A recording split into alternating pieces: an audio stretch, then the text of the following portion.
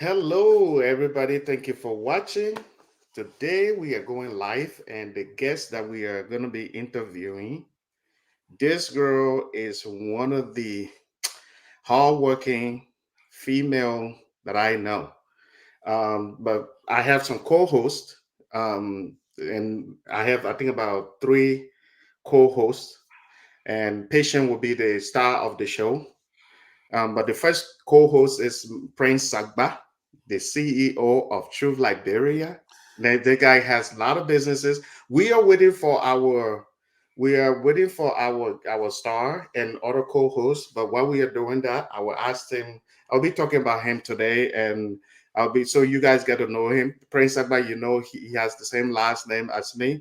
Okay, our other co-hosts are coming on. Let me bring him on. So all right, our co-host Newton Bowie is on. Hi, If I Milton. every time by any time if I pronounce your name wrong, you let me know. Nothing wrong with that. Just the So G. That's all. But you get it yeah, right.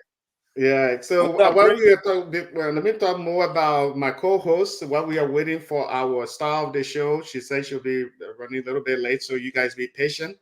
The first person I came here. Let me start with Prince Sagba. We both have the same last name. The guy, let me first start with a little joke. I think I said it before. He came on the show because he blackmailed me, and I know we used to work. We used to live together. We used to live together as roommates, and he has a lot of dirt to bury me. So every time he tells me, he say, "I want to come on the show," I just say, "Okay, yeah, just come on."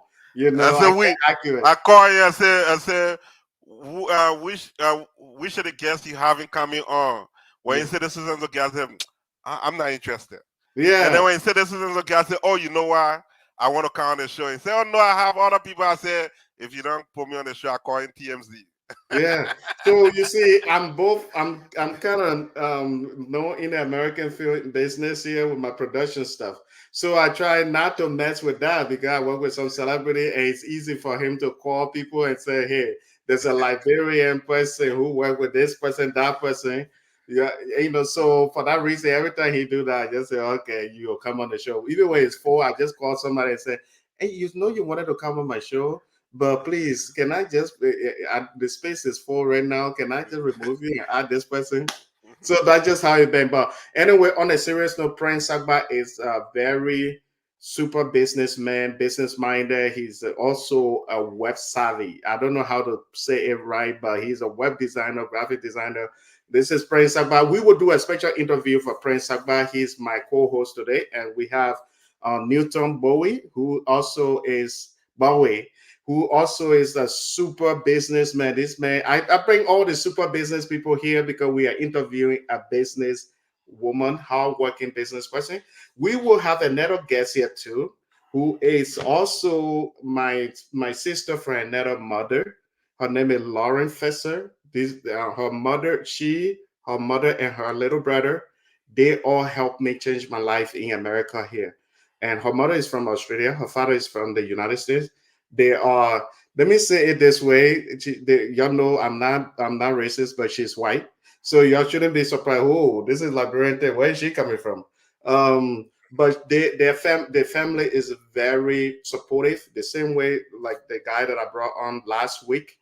The family is very supportive, and I want to bring her on as my co-host. She's the one that gave me Jeffy T name.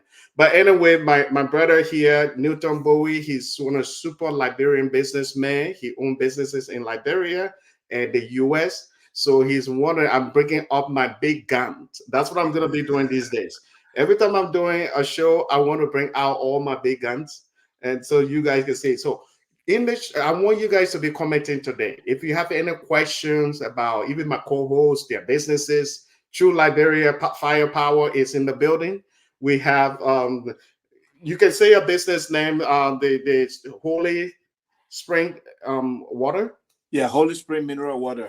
Holy Holy Spring Mineral Water. Spirit, This is the top man that is behind that business. If you need mineral water in Liberia, this is the real deal. 100% This guy, you need to Liberian owned.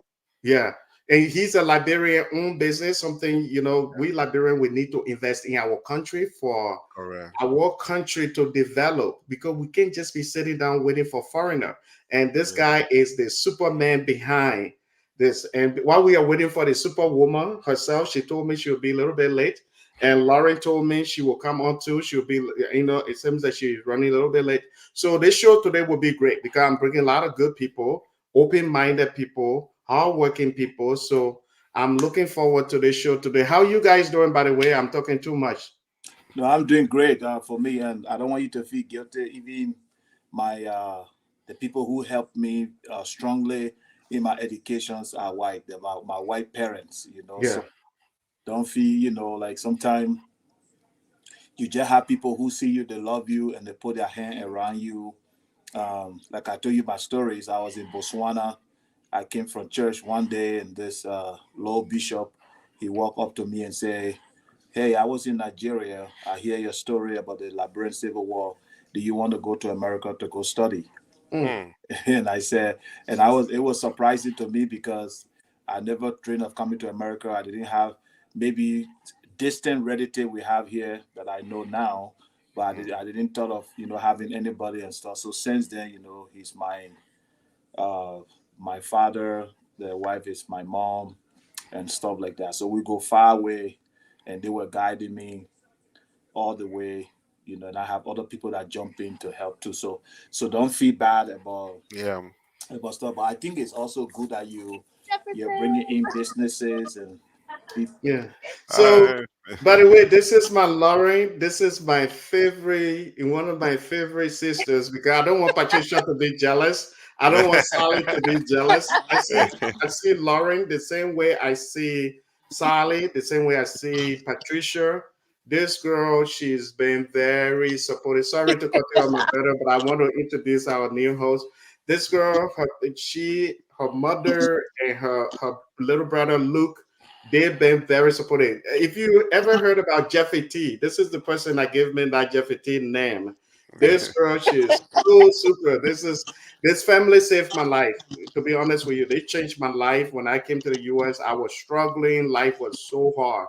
When I met Lauren, her mother, and then Luke, they all changed my life. That's my crown sister from Grand Gita County. Well, I was just about to ask. Happy birthday! Hi. Hey, Mango Mama, that's my sister, Mango Mama. She's from Australia. But I always give her trouble. I say she's from Grand Gita County. So I was about to ask what the crown, have you given a crown name? I haven't given the crown name, but I just always say that I'm the Wariba do a double, and they're the Wariba do a double. Yeah. we will look for the crown name. We gotta give you a crown name. And I hope Jefferson used to speak crown a lot. I hope he's teaching you some colloquy, some crown. So when you go, teach me more. He taught me only very, very little bit. But what? He's barely taught me any. I'm like, man, come on. Yeah, see, it been a long time. I forgot the crown. I forgot the crew. I forgot the crew, the crown, and the little people that I know. Yeah. So, but Lauren, thank you so much for coming. I appreciate you a lot. I couldn't wait for you to come on the show. Of course. No, thank you for having me. I'm sorry that it took me a little while to get on. I was just driving. I just got to my destination.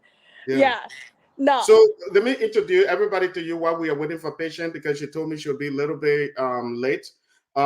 This is my friend Newton Bowie, the guy with the hat. Hi, nice to meet you. Yeah, and he's one of Liberian super businessmen in the US. He lives in Utah, and also a businessman, who has businesses in Liberia. So this guy, don't see him just sitting down quiet. He got a lot of things going. And that's my older brother Prince. I know you haven't met him. I think you met my father, right?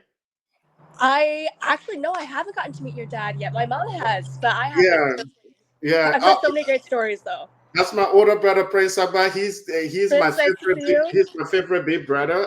He's the only big brother that I know, but he liked the title, so I'll give it to him. I added title the favorite big brother. Yeah. He's forced to carry it. Yeah, and just to be honest with you, he's actually, because we used to be roommates, so he blackmailed me to come on the show. So I have no power. If he want to say something, just let him say what he wants to say. That I don't want the paparazzi. But you see, my friend here too, Newton Bowie, he's here. He got my back. So let's see what happens. But this is Laurie. Everybody, yeah, please show her more love. I wanted to have this strong. She's a very hardworking female too. Laurie is. Laurie. Hey, I got very lucky. I had some great role models in my life, including you. I mean, you always taught me how to kind of be, on that grind, working hard. Yeah. One thing I wanted to say too. I want to say thank you so much to my co-hosts here. All of them that are sitting here, they have donated to my birthday fundraising that I'm doing. And my Mango Mama was the first person that donated. Thank you so much, Mango Mama. And Laurie donated too. Laurie donated, and my friend here, he just donated too. I thank you so much, Newton, for being a very supportive Liberian. Really, these people that are on here, I've known them for many years. But you, I just got to know you recently, and for you to be a very supportive Liberian, I really appreciate it. They say the witch doctor is not respected in his own home, but you respect me as a Liberian. So I appreciate you for donating for my birthday. I will make sure I buy the equipment for my guys. We need this wireless microphone that we are gonna do. Mango Mama, how you doing? For Grand Judah County. Hey, we're having lamb chops for your birthday. We're going to celebrate you with lamb chops. Boom, boom, boom, boom! I'm coming. Get down here. We're going to have a watch party for you. Got all your people, your California people. In case you guys don't know, Mango Mama is an international global chef who has traveled the world, including Africa. This is Lauren, that's her daughter, but this is Mango. She's from Australia originally, but she has traveled all over the world. As a professional chef, she worked with Millionaire. She's been, but Mango is my number one fan, to be honest with you. Sorry, Lauren, but Mango. For sure. Mango, when you said we are having, I thought you were eating on behalf of him. Because I just cooked my flour sauce and ate it, and I was going to tell him that I cooked flour sauce. It's a Liberian dish, but I ate it on behalf of him. I love it. You ever see everybody's eating for you, so we can get that. Yeah. Tell us, what is flour sauce? What is Palava sauce is a plant in Liberia, so we eat the leaves. So is it green? Yeah, it's like green. Spinach? It's spinach, but it's Is it like callaloo? Is it like callaloo? Like I know in the West Indies, the callaloo is like a big green leaf. It's like kind of they like are very small leaves. When you mix them, it becomes slimy. Okay. Yeah. Yeah. So I think I know something like it. Yeah, we have something like that here too, growing around, kind of like spinach but juicy, right? Yeah. Ooh, I really want to say thank you. I want to say thank you to you guys all to really get out of your time to support my birthday. I like this because every birthday I'm always working. All my birthday for some reason. So sitting here having a lot of fun. It's just amazing. I appreciate you a lot for being on here and wanting to have. All your people are celebrating you today. And in a minute, we're going to have Brian turn up on his motorbike, and he'll be your big white brother.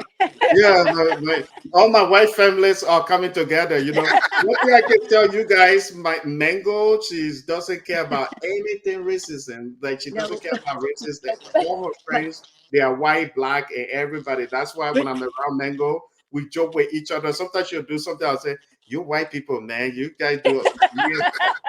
And so she knows that. So like this show, like have fun. Please share this live, guys. All of you that are watching, share the live. Patient will come on soon she's the star of the show. She's a celebrity, so we just gotta be patient.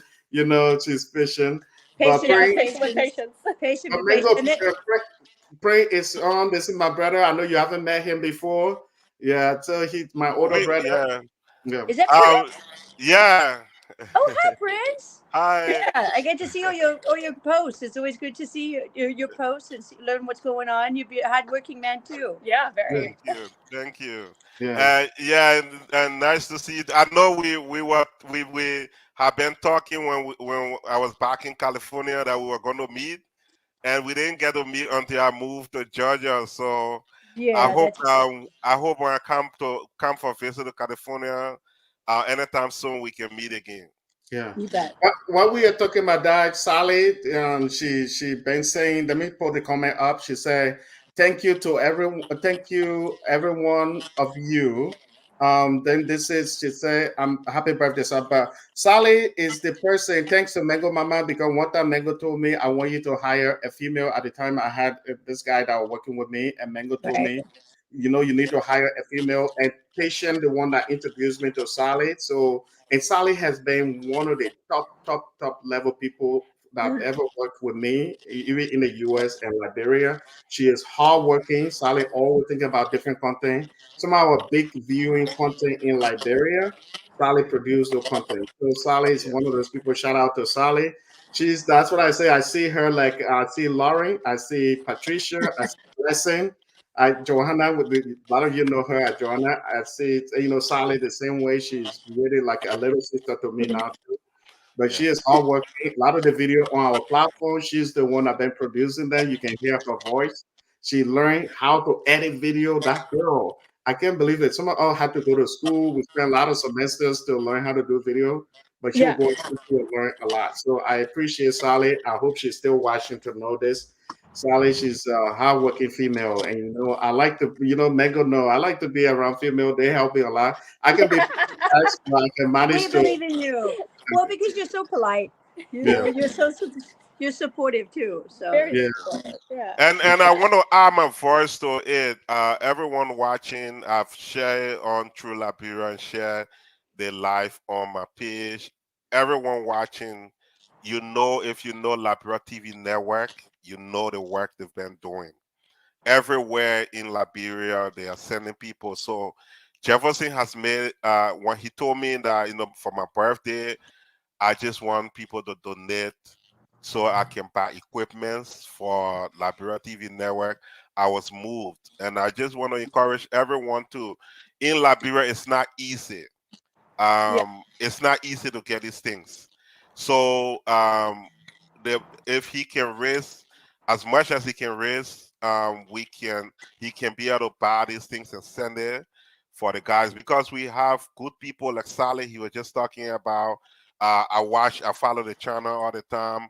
That girl's the interview she can do if she have um the the right, right equipments, yeah, she will do even more better interviews, but her interview at top levels. yeah. The last time I was watching her at the new Redemption Hospital, I thought it was a top production going on. So again, I want to encourage people, please donate to this. This is not Jefferson going to have fun time tonight, No, no, no, no, no. but it's something for a very good cause.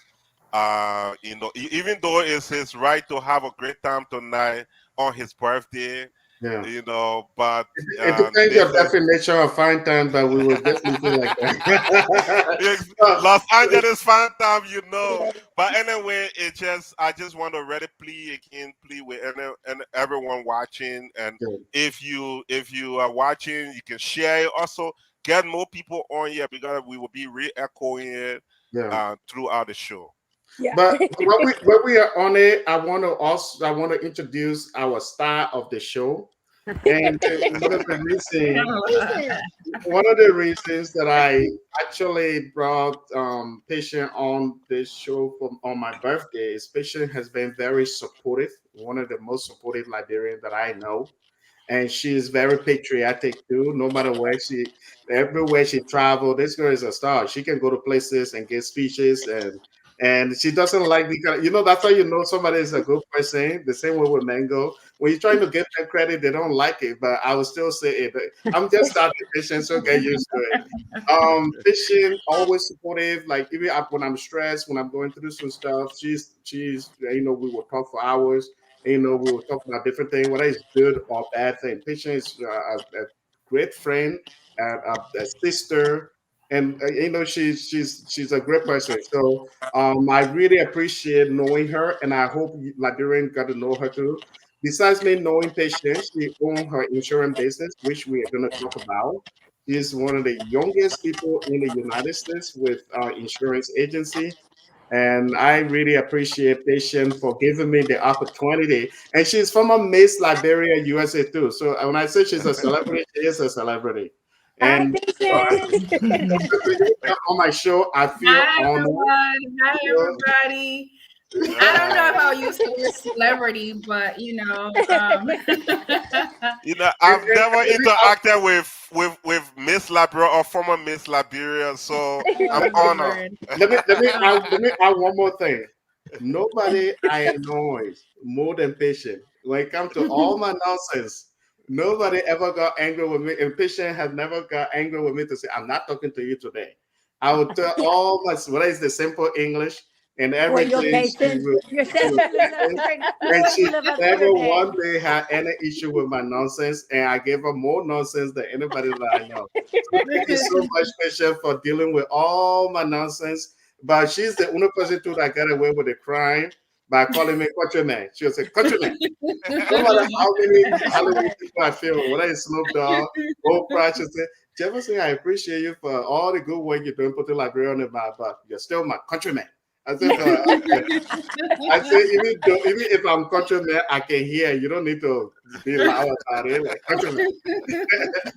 So Patient and we have that good friendship going, so I appreciate her for coming on this show, for always being supportive for everything Liberia.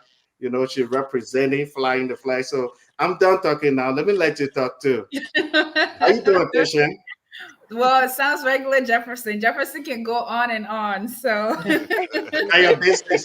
You can go on and on. No, but thank you so much for having me. Everyone is an honor for those of you guys that are watching us. And Mango and Lauren, it's great seeing you guys. It's great seeing you. I've heard so many wonderful things about all of you guys. And you got to come out to California. We need to see you here. Right? I need to come to California. Hopefully I can make my way there this year. But it's great seeing you guys in Jefferson. Thank you. I know it's your birthday. We're all here to celebrate your birthday. I know you want to make this about me, but underneath all of this, today is about you. It's not about me. I always say it's about you. You're not the best at promoting yourself, but you do a lot, and you've been doing a lot for the community. You've been doing a lot for the Liberian people, even though you do work amongst the largest names in Hollywood. You always represent Liberia. You don't change your accent like some of us. You intentionally speak with the accent just so somebody can ask you, where are you from, which leads to a much bigger conversation. And I think that's admirable. That's a wonderful thing. You're always helpful. You're always there to help somebody who's in need. You recently hired my friend Sally. Sally's not even my friend. I don't consider Sally as my friend. She's my mentee, right? Mm-hmm. But these are all things that are wonderful about you, and we are here to celebrate you. We are here to celebrate your birthday today. We're here to encourage your audience for them to contribute to whatever cause you have going on today, so that we can make this a bigger network, right? So that you can be able to reach more people and help more people with the work that you do. So everyone, I'm glad to be on, and don't mind Jefferson. Jefferson can hype me. Like, he's like my biggest hype man. Jefferson is my biggest hype man. So whatever he says to you guys, some of it is true, and some of it he's just trying to flatter me. So that's one thing you should know about Patient too. She's no nonsense. Patient doesn't lie. She'll tell you how she feels. Like one time I went to Massachusetts and we were talking. We were going hiking with other friend, and I was like all bragging, coming here like, oh, I'm a superstar for Hollywood. She was like, yeah, you know that your Hollywood nonsense. Don't forget. Yeah. That's the thing about Patient. She's real. Like she doesn't mess around. Like, it's no nonsense. She said your Hollywood thing. I'm not impressed. I said, okay. Yeah. So, but to be honest with you, it doesn't mean that she's very supportive of the career. She's always trying to, support me. She always trying to encourage me. And one time we even stay on the phone when I wanted to do some YouTube video. We stay on the phone. She started giving me all these ideas and stuff like that. So it's good to have Liberians that are very supportive. The same way, Pesha, I want to introduce you to our brother here. Our brother Newton Bowie. He's one of those people too that I can talk to on the phone for hours, and we talk about Liberia. He's the Liberian super business. I always call him Liberian business superman. He's Liberian business superman the same way you are Liberian business super lady. He is like that too. He owns businesses in the U.S. He owns businesses in Liberia. He has the water business in Liberia. Holy, you say it better. Holy Spring mineral water. Yeah, Holy Spring mineral water. So he owns that in Liberia because he want to provide that good quality water in Liberia. So I hope people get to know him. That's why I keep bringing him on the show so people can know him, because he will provide better water than anybody else because he's a Liberian. He want to provide something good. So I bring out all my big guns today, especially Laurie. You know, chilling like that. But don't mess with her. She's a tough woman like yourself, patient. Every time when I'm doing something, she's like Jefferson. But this is Lauren that gave me the name, Jeffy T. She gave me the Jeffy name. Jeffy T. Okay. Yeah. She has that Italian love where she'll be tough on me like Jefferson. But at the same time, she know what's up. And my mango mama, of course, that's my crown sister. I always call her my crown sister from Grand Juda County. Yep, and my fellow Gemini. Yeah, she's your fellow Geminis. Yeah. So you guys, so Patient, thank you so much. Welcome to the show. I know you want to make that about my birthday. I think I'm having a good time, but let's just talk about you too. And, as a business person, if any of you have any question for Patient, Patient, do you want to talk about your business? So I think you can explain it better to people so they can, ask you questions from there. Yeah, I just wanted to add. Go ahead, Newton. Yeah, I just want to add something quick. I know you're talking about employing a lady, and also talk about Patient, bringing her on. I think empowering women is very important in our society. I think it's very important so women can feel, sometimes self-reliance, independent is important, very, very important. And when they have people who can support them and push them forward, it's like the key. So I think it's a great thing that you want to hire people, but you also want to mix. You want to have females that are very powerful. They may not know it, but that's the fact. They're very, very, very, very powerful. So I think I will give you a plug. If you in the future, if you have the opportunity of hiring more women, that would be great. And also, Patient, I want to say, welcome to the show. We appreciate you, and thank you for coming on, and also for your initiative. And then Laurie, I don't know you, but just what Jefferson has been saying, that's great. I appreciate your enthusiasm, the fact that you take a brother from another mother to be a good friend, and kind of set it straight, because we the men will always need women in our life that will always tell us the truth. Some of us may not like it, but the fact is that those are people we need around us. You don't want somebody who will sugarcoat, just like myself. I don't sugarcoat anybody. I'm the straightforward. I'm the straight shooter. You don't like it or you don't like it. If it's black, I will tell you it's black. If it's white, I will tell you it's white. That's just how I roll. We have another person coming in and say hi. I'm so sorry. That's my friend Brian, by the way. Brian. Brian. Happy birthday. Yeah. Brian, it's one of the person too, like Prince, he has little dirt on me to bury me too. So hello, everybody. Brian's very good whole friend. family, He's a business owner too. Brian's a super businessman too. So yeah.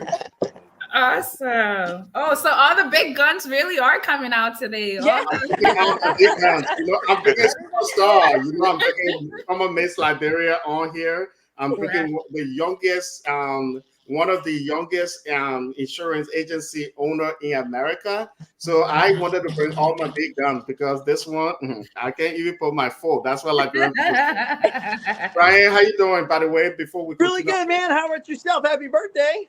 Happy birthday, Brian. Yeah. Well, thank you. That's what I meant. Yeah. Where are you at? Are you at home? Huh? Are you at home? Yeah, I'm home right now. Very cool. Super cool. You got plans for tonight, I hope? Well, my plan is right now, but maybe later I'll text you to see what's up. I'll be right back. Keep chatting with Brian. Hey. Yeah, so I think somebody was talking. So Brian, thank you. Welcome to the show. That's my brother Prince. This is my friend Newton, one of my friend Newton. Check the YouTube live. And Hello. this is patient. They style the show. Noah. We have more people to say hi. Oh my, like enough these people coming out. Sorry guys. Coming out.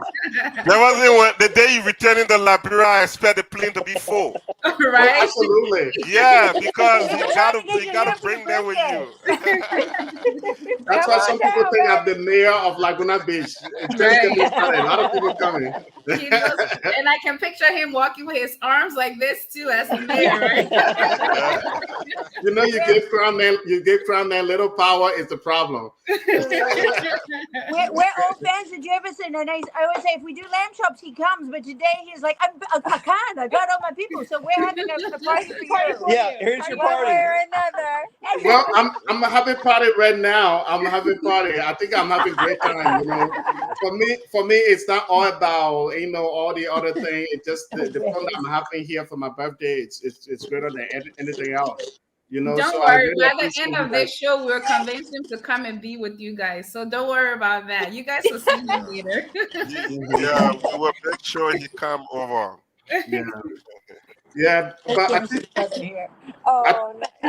I think somebody was saying something before everybody started coming on, right? I think that was my friend Newton. I'll just finish up. I was just saying, and also, like Prince said, we want to encourage all the listeners to support the cause. You know, when you cannot hold people accountable when you don't give them the equipment for them to do their job, right? Whether in our full-time job, some who are like directors and stuff in our areas of work, you cannot hold people accountable if you can give them the equipment for them to work with. So hopefully everybody will contribute so that we can be able to get this equipment and empower these employees for them to be able to do their work and get to know more about Liberia, because they do interview, they send videos and stuff so people can see what is happening back home. So hopefully we all can put together to give them exactly what they need for them to do their job. So, and then for everybody on here, it's nice meeting you. I live in Salt Lake City, Utah. Utah is kind of a little far, but I've been here for a very long time. I work for South Valley Services as a program director. I have a couple of business here, and I have a water business in Liberia. So one of my favorite quote all time is, what can you do for your country, not what your country can do for you. So I'm always looking for, what contribution I can give to Liberia, not what Liberia can do for me. So thank you. I'm honored to be here. Yeah. Before we continue with patient, I just want to say something. I'm so happy for you guys from Laguna Beach to be hanging out with my Liberian family. I know Laguna Beach is my favorite city in the United States, to be honest with you, because I had great time in Laguna Beach, that little town, and it's because of Brian, Mango, Lauren, and my sister here too. Like I really appreciate everybody for coming on. Whenever I'm in Laguna Beach, everybody will be calling me everywhere. Hey Jefferson, hey Jefferson. And Mango created that name. Lauren created that name Jeffy T, so it's made me a little famous too around there too. So I really appreciate you guys for hanging out with Brian, my homeboy. We both know we have something in common. Stanford and Son, Stanford and Son from that TV show. So he's my buddy. Yeah. Like I say, he has some dirt to bury me. So I'll be nice to him. Yeah, but thank you so much, Mango. Thank you, everybody. I hope you guys can be part of the show. I want to make sure our star of the show, she probably can talk about her business because it's not about me. I mean, I don't like to make things about me. Even the Liberian thing that I'm doing, the idea of giving somebody a job and every month they expect pay from me, for me, it means a lot to me. We all can accomplish things. We can, make money and live the best life. What you do for somebody, it's a real accomplishment in life. I think that's just how I feel. So a lot of people were asking me, man, you didn't even ask for Gabe. You want people to donate to your platform or support your platform. I said, yes, that's for me. It's important more than anything because I can work hard and still make money out here. But these guys, they need the right equipment for our platform to be going well. If you check out our Facebook page, you check out our YouTube, you see that they've been working very hard. Someone like Sally, and there's another guy called Francie KB Cooper. They all been working very hard. My sister Patricia been working very hard. They're all playing their part in Liberia, and I feel that if I give them the right equipment, it will work. So I appreciate all of you that donated already. Mango, Lauren, my friend Newton, Prince, and We all of got you. you. We Yeah, got you, buddy. We got you. yeah.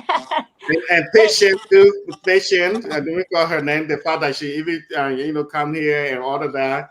Yeah, I really appreciate it. But I appreciate you so much for coming on the show. But let me let patient talk about her business. Awesome. I'm a saleswoman today. So Jefferson, even though you refer to me as the star of the show today, my job is to sell you, okay? And to sell this right? And to sell this birthday today. So when I'm removing the spotlight off of me, I'm just doing my job as a saleswoman, okay? Okay, so how about if we just do it together? You guys keep right, exactly. Nobody want to be a star. Nobody want to celebrate birthday. Let's just put this together and just do it one. There we go. So one person just accept the fact that we're doing one of it. How's that? There you go. Yeah. So we're all here. We're all in it together. But so like Jefferson said, he's alluded to a lot of things. But I've been in this country for, I think this year makes me 20 years in the U.S. I came when I was young and went to middle school, high school here in the U.S. And then when I graduated college, I discovered the insurance industry. So I went into the insurance industry right out of college, and I've worked in it for many years. This year will make me 11 years in the insurance industry. So I'm very excited about that, that I've remained in the same industry for that long. You don't find young people being in the same industry for that long, although I haven't worked for the same company for all those 11 years. But I started off as a simple salesperson, customer service person, and eventually I got my license and I started to sell insurance, and I really fell in love with it. Some of the what we say in the insurance industry is nobody thinks about having a career in insurance, especially if your parents, if none of your family members have ever been in the industry before. We all just stumble across it and then we end up liking it. So for me, I've always had this thing about me. I love to help people. I love to educate people. And the insurance industry is one thing that nobody has any idea of. Even if you're the most wealthy person on this planet, the older people don't have knowledge, young people don't have a knowledge. So every time it gives me an opportunity to educate people. So I went through corporate, did that for many years. And then a few years ago, I decided to open up my own practice. So the last job that I had in the industry was with a large corporation. I was a sales executive going into the agencies and training agency owners and helping them develop their marketing strategies and how to grow their profitable businesses with the company. So in doing that, I was having conversations with agency owners. And there were a few things that was consistent, especially in my region. I'm in the New England region. There were a few things that were consistent. Most of the owners that I was meeting with, a lot of them were older. They didn't have a succession plan. And then also at the time when I was out in the field, there was a need for diversity in the industry. So seeing that, and coupled with my knowledge of what I know in the industry, at the time I was very young, I was getting into my 30s. I asked myself, hey, what do you want to do, right? Because initially the plan was, okay, I'll wait until I'm in my 40s, right? Then I'll open the agency. But then sometimes you got to think about it. When you wait till you're in your 40s, now you have family, you have several responsibilities, and it's really hard to start anything. At least that's how I was thinking at the time, right? So I decided, okay, let me start it now. What's the worst that could happen? If I open a business now, the worst that could happen is that if I don't succeed, I can always go back to corporate. I've gained a lot of knowledge, right? I can always take it back to corporate. But I decided to open my agency. I've gone through several models. The first model that I started with was to only be with one insurance company, and I was selling one insurance product. But once the pandemic hit, a year later, I transitioned to what we call the independent channel. So as an independent agent, it gives me an opportunity to work with multiple insurance companies. And it doesn't make me loyal to the insurance company. It makes me loyal to my clients, because at the end of the day, my job is to do what's best for my client. I can only choose the best product, right, to sell to my client. And if an insurance company comes into my agency, they're trying to have me sell their product alone, I have the leverage to tell them, hey, listen, my loyalty is not to you, it's to my client, right? So that's the model. And we call that the independent channel. So that's the model that I have now. And with the independent channel, I can offer multiple insurance companies. I can offer multiple insurance products. So what I do the auto and the home piece of the business, but then I also do business insurance, which is the main focus of my practice.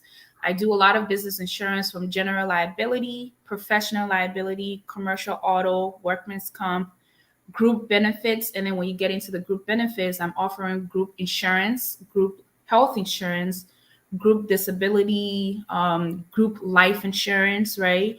So those are all the things that my agency offer. I said that if you ever need anything in the insurance industry, come to me, right? If I can't find it for you, more than likely I can find somebody who can help you find it, right? If I can't offer it directly, I can reach out to a broker, right? And brokers are they're basically larger agencies, right? Most of us agencies, we're called the middleman, right? We're always selling the products for another company, right? But then brokers sell larger products, like larger companies. So let's say if a town needs insurance, right? If a hospital needs insurance, brokers are the ones that they usually work with. So they're operating on a bigger scale than I am. So if I need more insurance products or more market or bigger markets, brokers are the ones that I will go to. So I have several relationships with brokers and things like that. So, I mean, I've been in business I'm going on 4 years in business. And as you can attest, being an entrepreneur is not easy. There's a lot of waves, and I'm grateful that I've been able to hold on. There's a lot going on in the insurance industry right now, which some of you guys have experienced. Your auto insurance is going up. Some people are complaining about their home insurance. So there's just a lot of things that's going on in the industry that could impact a small business like mine. But the goal is to hang on through this, the wave of whatever is going on in the industry, because this industry, we call it a recession-proof industry, because no matter what's going on, somebody will always need insurance. You'll always need insurance for your auto. Businesses, you need insurance for your business, because if you're getting a loan, you need to insure your homes. So I'm in an industry that's recession proof. So that's the way that I look at it. And the best thing that I can do is to hang on, grow the business. The goal is to hopefully someday be in all the major states like California, New York, Georgia, Texas and things like that. But it's to have office in those major cities that I choose. But for now, I have an office in Massachusetts. Framingham, Massachusetts is not too far from Boston. And I do business. I do write insurance in multiple states. So I know that since Jefferson has been posting, some people have been calling us. So you may not hear your state, right? But it doesn't mean in the future we won't be able to do business in your state. But I think as you grow, you just have to do it gradually. You can't just go and just do it all over the place, right? And now I'm in that gradual state. So I appreciate all those who've reached out to me so far to get a quote or inquire about a quote. I really appreciate it. And I'm glad to be on today and just basically share my story, not as a, as a business owner, but as a young Black woman business owner, right? It carries a lot of weight. A lot of people can relate to me. Young women can relate to me regardless of your skin color, right? Young men can relate to me, right? Because those who are looking to be in business for themselves, they can find inspiration from me. And even adults, right? Women in general that are looking to go into business. So there's a lot of things, or there's a lot of things that I represent, to say the least, right? When in my space, and I'm really excited that I had the courage to start years ago, and I still have the courage to keep going, because it's one thing to start, right? And it is another thing to keep going and then get to the space where you're like, okay, I want to scale this business. I want to make more money. I want to grow. I want to hire more people and things like that. So I'm honored to be here. Any questions? If it's in my capacity, I will answer it. If not, then I can find an answer for you and hopefully get back to you. And if you ask question, one thing I know about Patient, if you ask question that she doesn't like, she'll just tell you the way it is. That's it. I have to be on my best behavior today. I have to be on my best behavior. Like when I'm talking to her, she'll be like, listen. Every time Patient says listen, I know she's about to deal with it. So I'll be like, no, okay, Jefferson has coached me. Jefferson has specifically coached me to be on my best behavior today. Yeah, please. Don't come out there and say anything dirty. Yeah, I'll be on my best behavior today. So. Yeah, so you guys can Patient. ask question, though. I'm just joking. Yeah. Patient, great meeting you. Jefferson always talk about you. Thank you. The insurance business, I nearly went into insurance when I graduated from college. Things were tough. There were a couple of people that approached me, including one of my classmates. And I nearly got into it, but at the time I was someone who could not talk to people. Okay. I was that person that would be spend my more time on computer. Got it. Than to be but anyway, it's a good business. I later learned to learn a few things about it. But one of the things is that our community, the Liberian, the African communities, when they think about insurance, the thing very the thing that's the last thing they want to get. Right. You will find, most especially life insurance. I'm glad that someone encouraged me a couple of years ago. They were very hard to encourage, to get me into, because we just have that perception of insurance in general. That's not important, but when you get to it, it's really important, especially auto insurance. Sometimes we will want to look for the lowest plan, but then when you get into an accident, you realize, oh, I wish I had the better plan. How have you been able to reach the Liberian community, African community? Yeah, our community, we're tough people, right? We're tough people to get to. And one of the things that I've brought myself to, the mindset that I've brought myself to, is that I'm in this business for a lifetime, right? Our people, there's a trust that needs to be built, right? So although there's a lot of things that work for me, there's a lot of things that work against me, right? Which is one, somebody may look at me and be like, oh, this girl, she's young. What does she have to tell me, right? And within our community, age plays a big factor in certain things, right? Where some people feel like, okay, she's young, what does she know? And that's why sometimes I like to talk about the experience I've had in the industry, so somebody can know that okay, this is not just some little girl that's come and talk to me. It's somebody who has years of experience in this industry, right? Yeah. So our people, one of the things that I try to do with them is education, right? And I've gotten to the point where I'm not just a salesperson. I consider myself an educator first before we get to the sales part. And I've actually positioned myself to the point where at least let's talk about it, right? You don't have to go with me. At least let me give you the education. Now, after I'm done giving you the education, if you want to do business with me, that's fine. But if you don't want to do business with me, at least you have the knowledge, right, to take to whomever you want to do business with, right? So our community has been a little bit slow on catching on, but I think it's a continuous thing for me in our industry. I do a lot of workshops in the community in the city of Boston. I do the first time home buyers class where I talk to them about insurance. When you're buying a home, what are the things you should be looking for? Auto, on the other hand, is a different ball game, right? Because everybody's shopping on price, so it's really difficult for me to really like talk to people on auto. But when people come across my desks, I take the opportunity. Okay, I just don't want to shove a policy in front of you. Let's talk about what you have on your policy. If you're saying you just want full coverage, now full coverage, you may think if I have full coverage, I have rental car, I have roadside assistance, right? That may not be the case, right? So let's talk about what full coverage means, right? In my definition, full coverage is different from what I'm selling you versus what another agent is selling you, right? So it's all these things in terms of education. And then so I really try to help people, especially another thing is those who are starting businesses, right?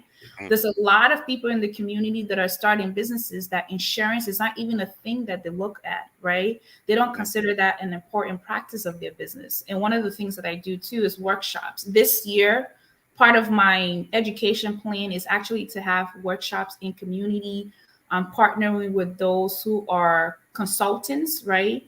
Or those who own groups, community groups, and things like that, and talk about the importance of business insurance as you're starting a business, right? How that can help your business in the long run. Let's say there's a disaster. Let's say you get sued. Let's say, one of your employees, damage someone's properties and things like that, right? So these are all educational aspects that I'm trying to incorporate in my business.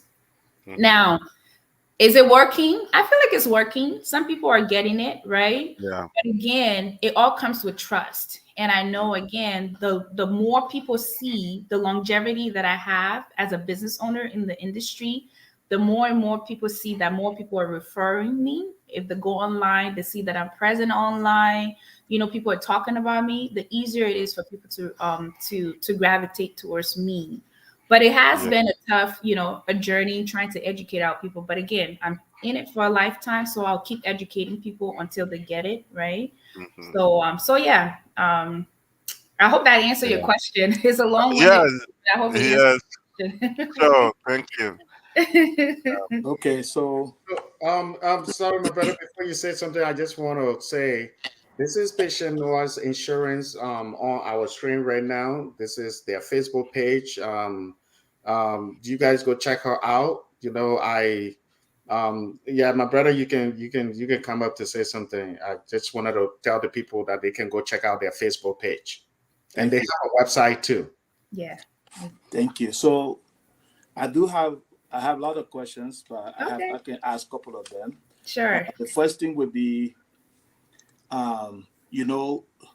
when you were talking about your journey working with the corporate world and all that kind of stuff, what motivated you to start an insurance? So they're different. You could have gone to do a different business. You could have gone into different thing. I really wanted to know, after all your experience working in these places, what finally caught your attention? Like maybe the companies you were working for, like maybe the prices were high, or maybe you feel like I can make it low, or you feel like go into the insurance business will help my community or other people. What was the motivation behind you wanted to be an insurance agent? Yeah. No, thanks for that. So my biggest motivation was to really educate the community, right? Educate my people. one of the things that I've realized is in this business, you have people who really love what they're doing, right? But then you also have people who don't love what they're doing, right? You have a lot of predators out there. They're just selling things to people. And because online, buying things online has been incorporated into the system, you have people who are just buying things online that they don't understand, right? So when I started looking at opening the agency, when I started looking at opening the business, one of the things that I wanted to be recognized for was the education piece of it, right? In knowing very well, especially since I used to be a salesperson, knowing very well the type of policies that I would encounter and how when you read a policy, people are just selling anything to somebody, right? It really encouraged me to open my business. And then also I saw that there was a need. Every time you go down the street, right? All the business owners, all the agency owners, right? If you really look at diversity in terms of like who owns the business down the street, representation is really, really important in our communities, right? Is really, really important. And I wanted, when I would go to meetings, because remember, I used to consult for agency owners. When I would go to meetings, literally everybody in the room, they were at least the age of my father. Like they were older people. There was really no need for young people in the industry, or there was no representation of young people in the industry. So in looking at that, I'm like, okay, well, the world is changing. Older people are about to graduate, right? So how do we get more young people in this industry? And as the world is changing, our way of receiving information is changing as well, right? You're not going to find a 60, 70-year-old who wants to be doing videos online, right? But that's one channel of education, right? So for me, I really wanted to educate people. Again, I think my number one purpose is really education.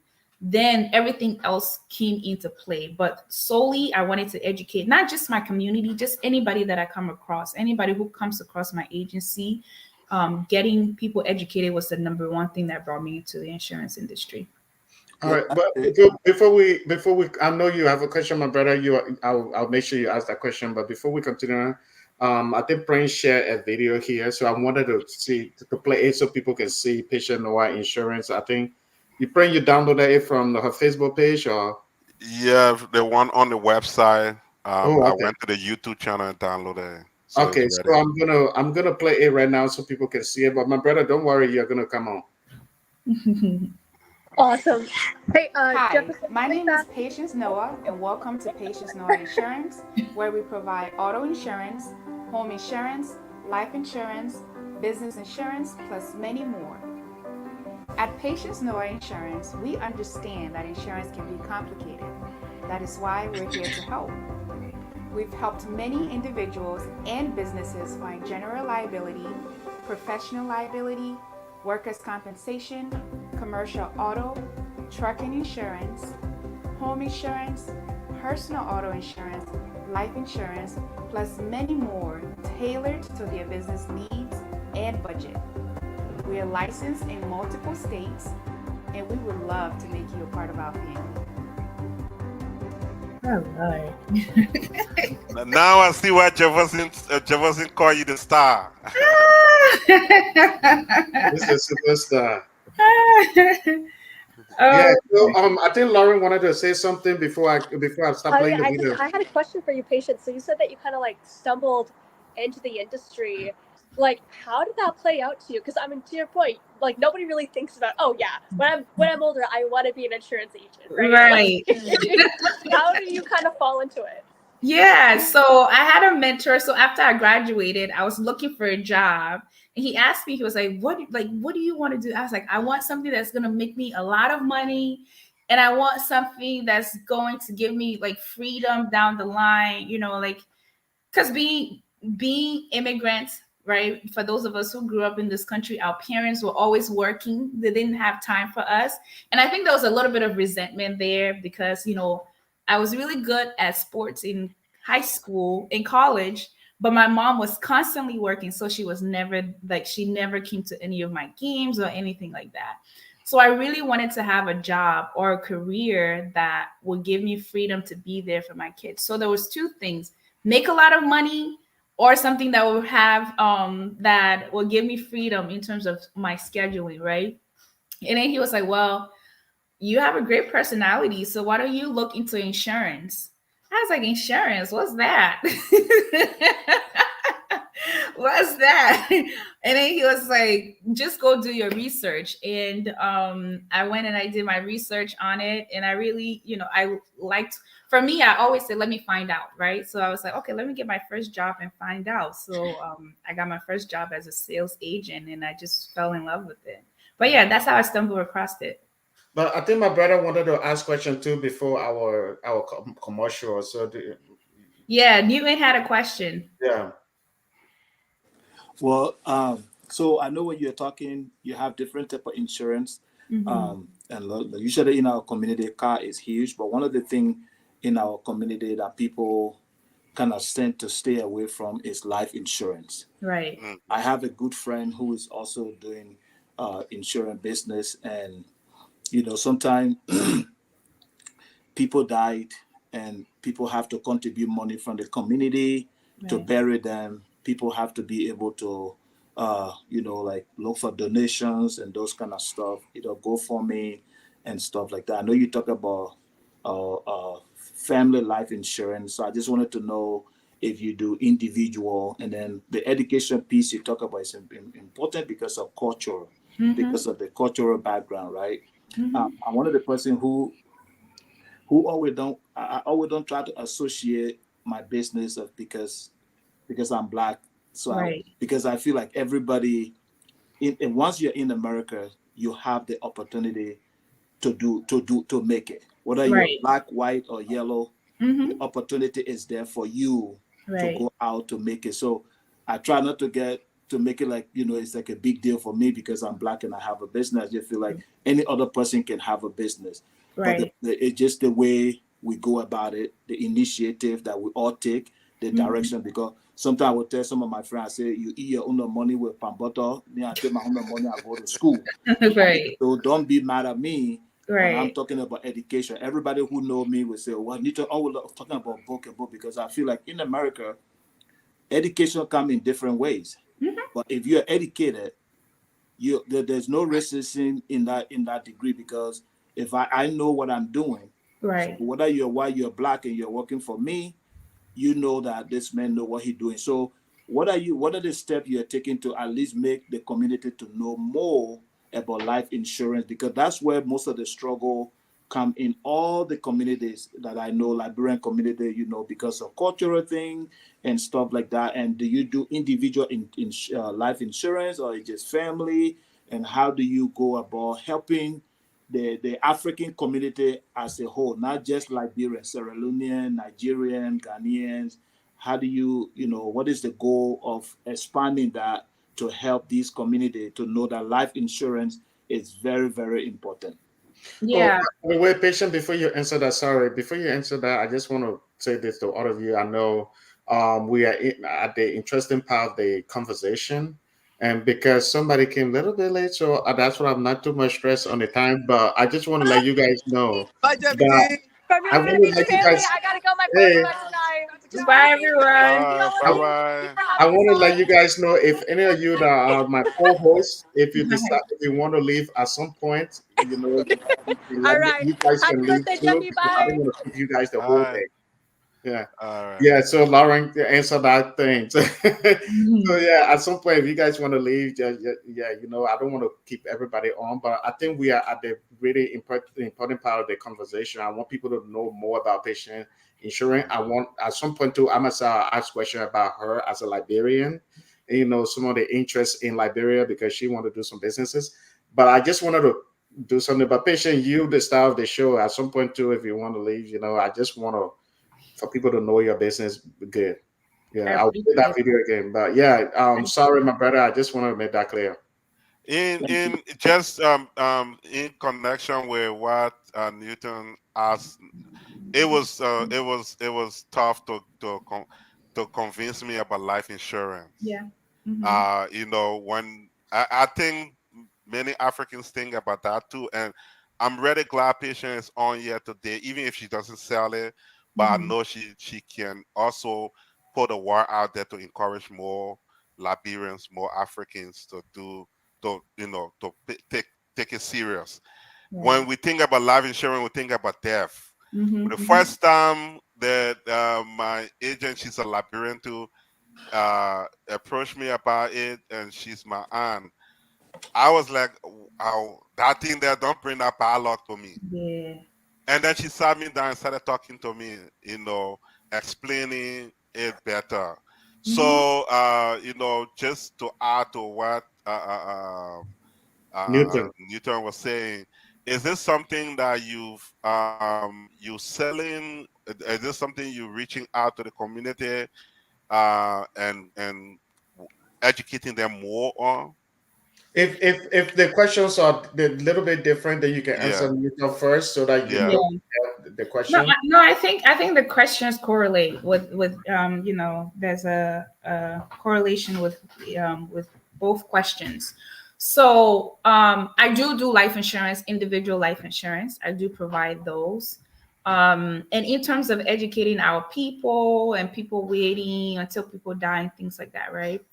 It goes right back to that educational piece, right? And our community, think about it, most of us are first generation, Americans. Life insurance is not something that we're used to, right? So just like any new piece of information, if you don't have enough education on it, more than likely you will turn it down, right? So our people, and I think things have shifted. There's a lot more knowledge now thanks to social media and things like that. So people are seeing like excerpts of information on life insurance on social media, TikTok, Instagram, Facebook, because there's a lot more education out there, right? But it's still that stigma of people seeing that associating life insurance with death, right? And yes, the primary use of life insurance is for people to use it after you're gone. It's for you to make life easier for you, the people that you're leaving behind, right? That's the primary, or that's the initial point of life insurance, right? But as times have gone, right, people can use life insurance for so many things, right? There's people, and I always say that if you look at people who are in the nursing homes and things like that, a lot of them are using their life insurance because they bought life insurance when they were younger, right? They put money into it, and now that they're older, they're withdrawing from their life insurance, and they're paying how do you call, they're paying their retirement, right? They're paying for their retirement, they're paying for, like if they have any critical illness, they're paying for treatments for their critical illness. If they get diagnosed with any terminal illness like cancer or anything, that the doctors like, okay, you have X, Y, and Z time to live, right? The life insurance will pay for your health, for your medical bills, right? So it all goes back to who is educating you, right? Who are you getting your education from? And that's why I said sometimes in the industry, you have people who are just trying to sell and just, get their money and they're gone, right? But then you also have people like us who genuinely care about the things that we are selling to our communities, and we want the best because we think about it like, okay, this could be my family member. If this person died tomorrow, right, more than likely we'll all be at the funeral, right? I will hear about it. So people like, so what I do in the community to educate people is, I make my way to community events, the Liberian, community meetings and things like that. And I ask them to give me the floor to talk about life insurance and things like that. Now, again, you guys have to remember our community and how people receive information, right?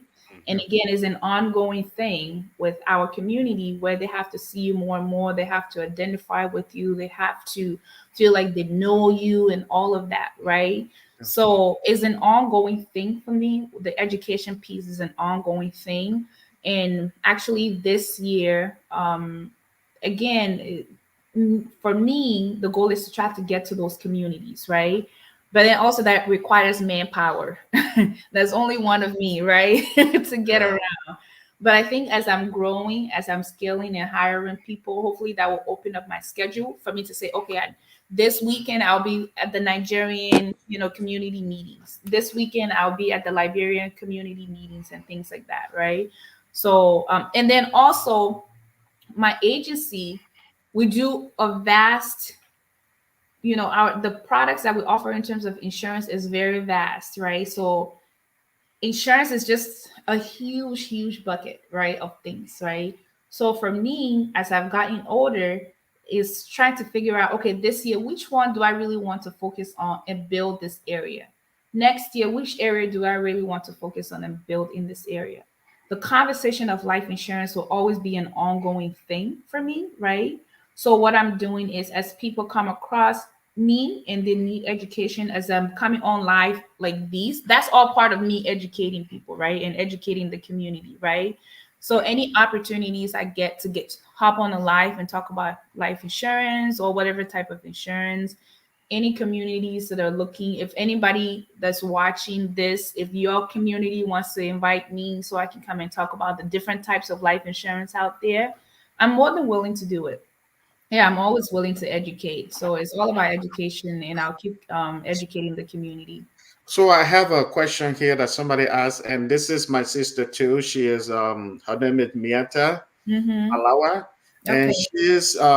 she's one of the very supportive people too. She is a business owner. I'm gonna post her her business. She and her husband, they design. She's a Liberian. They Okay. design the great clothes. When you see them, they are luxury, like stuff you'll see on in this place, Rodell Drive. That's how their clothes looks like. They do stuff for Okay. wedding and all the stuff. But she asked you a question. What area do you let me Covered. see, Yep. Yep. what area do Yeah. you cover? So with life insurance, it falls in well, I call it 4 categories, right? You have, this is a part of life insurance that most people are not, they haven't heard of. But for those who are business owners, we have what we call the key person or key owner life insurance, right? This is when the business get life insurance on the key person, right? On the owner, who CEO, VP, CFO, you get life insurance. So the company owns the insurance, but they're just getting it on the key person. So in case something happens to that person, you can hire, right, somebody with the same knowledge, same educational background, right, for them to fill in that gap, right? So it's called key person life insurance. But then also when you look at life insurance, you have term life insurance. Term, you're basically telling the insurance company, I'm giving myself 20, 30, 40 years to die within this time period. So you have the term life insurance. It's the cheapest out there. That's what most people get, right? And young people usually get offered term insurance because again, you have the opportunity of living longer and it's cheaper. You probably don't have enough money to put in it. So yeah, so most people experience term life insurance out there. And then So you have whole life insurance. Sometimes you may hear it be referred to as permanent life insurance. Whole life insurance, it basically for all of your life. It goes on for all of your life. But whole life insurance, what's unique about whole life insurance is you can borrow from your whole life insurance, right? The way that I see it is for whole life insurance and indexed, which I'll talk about index later, these are called permanent life insurance. And I usually tell people see it as an investment. It's not a bank account that you'll be adding money, taking money, adding money, taking money from, right? But see it as an investment, just like any investment account that will tell you that give it 5 years or more, right? Before you start withdrawing money or before you start borrowing money from it, right? But then not only that, with the money that you're borrowing from your whole life, you want to have a plan to put it back, right? You want to have a plan to put it back. Again, the whole purpose is this is not a bank account, right? You want to make sure that the insurance company sees it as insurance because it's tax free, right? It's a tax free account. But the more you see activity in it, borrowing, adding, borrowing money, now they start triggering IRS. You want to limit, the trigger of IRS, right? So treat it like an investment account. If you are going to put money in it, the advice is give it at least take money Give it at least 5 years before you start taking money from it. But with the whole life policy, what's unique about it, if you have children, you can add your children on the whole life policy. Some companies, your children can stay on your whole life policy until they're about 65. The age range is different, right? So even if it's $25,000 you're giving to your children, include them on your whole life policy if you're getting whole life, right? And then you have the indexed. Indexed is basically, some people refer to it as an investment account, because what they do is the money you're putting in it on a monthly basis, they take that money and they invest it on the market and they yield some interest. And that interest, you can borrow from that interest plus the primary death benefit that you have. That death benefit, it doesn't touch, you don't borrow from the death benefit, but you borrow from the interest that the money is yielding from the market, right? So it's called indexed. That product is called indexed universal life insurance, right? So those are the three primary life insurance, right? So even the key person, if you're getting the key person life insurance, you have the option to get it in term, in whole life, or in indexed, right? So those are the three primary types of life insurance. Usually what I tell people is get something that your money can afford, right? Don't say, oh, I want $1 million in life insurance. If your assets is not equivalent to $1 million, right? Some insurance company may be like, why do you want $1 million in life insurance, right? So get the insurance according to your assets, because at the end of the day, if you're the primary breadwinner in your family, right? You want to be able to fill that gap in case you leave your family behind, right? You at least for 6 months or 3 months, however long it's going to take for them to get back on their feet. That's what I usually recommend to people. Again, keep in mind that you can get multiple life insurance. Let's say if you're young right now, your money can only afford term life. Start off with term life insurance, right? And get something small, even if it's 50,000, even if it's 25,000, something, because young people do die too, right? A lot of young people do die. So get something that your money can afford for the time being. Yeah. As you're growing, as your assets is growing, later on you can get more life insurance. Of course, the older you are, the more expensive it gets. But at the end of the day, get something, at least to have something in place, so that if you were to pass away, we're not collecting GoFundMe, right? Or we're not collecting money from the community. We're not collecting $10 from the community for us to be able to bury you. Get something in place for the time being, right? So that again, as time goes on, if your money can afford it, you can get more. You can get more, and before you know it, if something happens to you, you're leaving your family members, 500,000, $1 million, however amount you've accumulated over the years, right? But I always recommend to people, get something. Don't be afraid of it. We're afraid of things that we don't know, right? If somebody sits in front of you, if you're not comfortable, don't buy it. Ask them questions, right? Maybe get a second opinion from somebody and ask questions so that you understand, because we have the habit in our community of insuring our phone. Some people get insurance on their phone.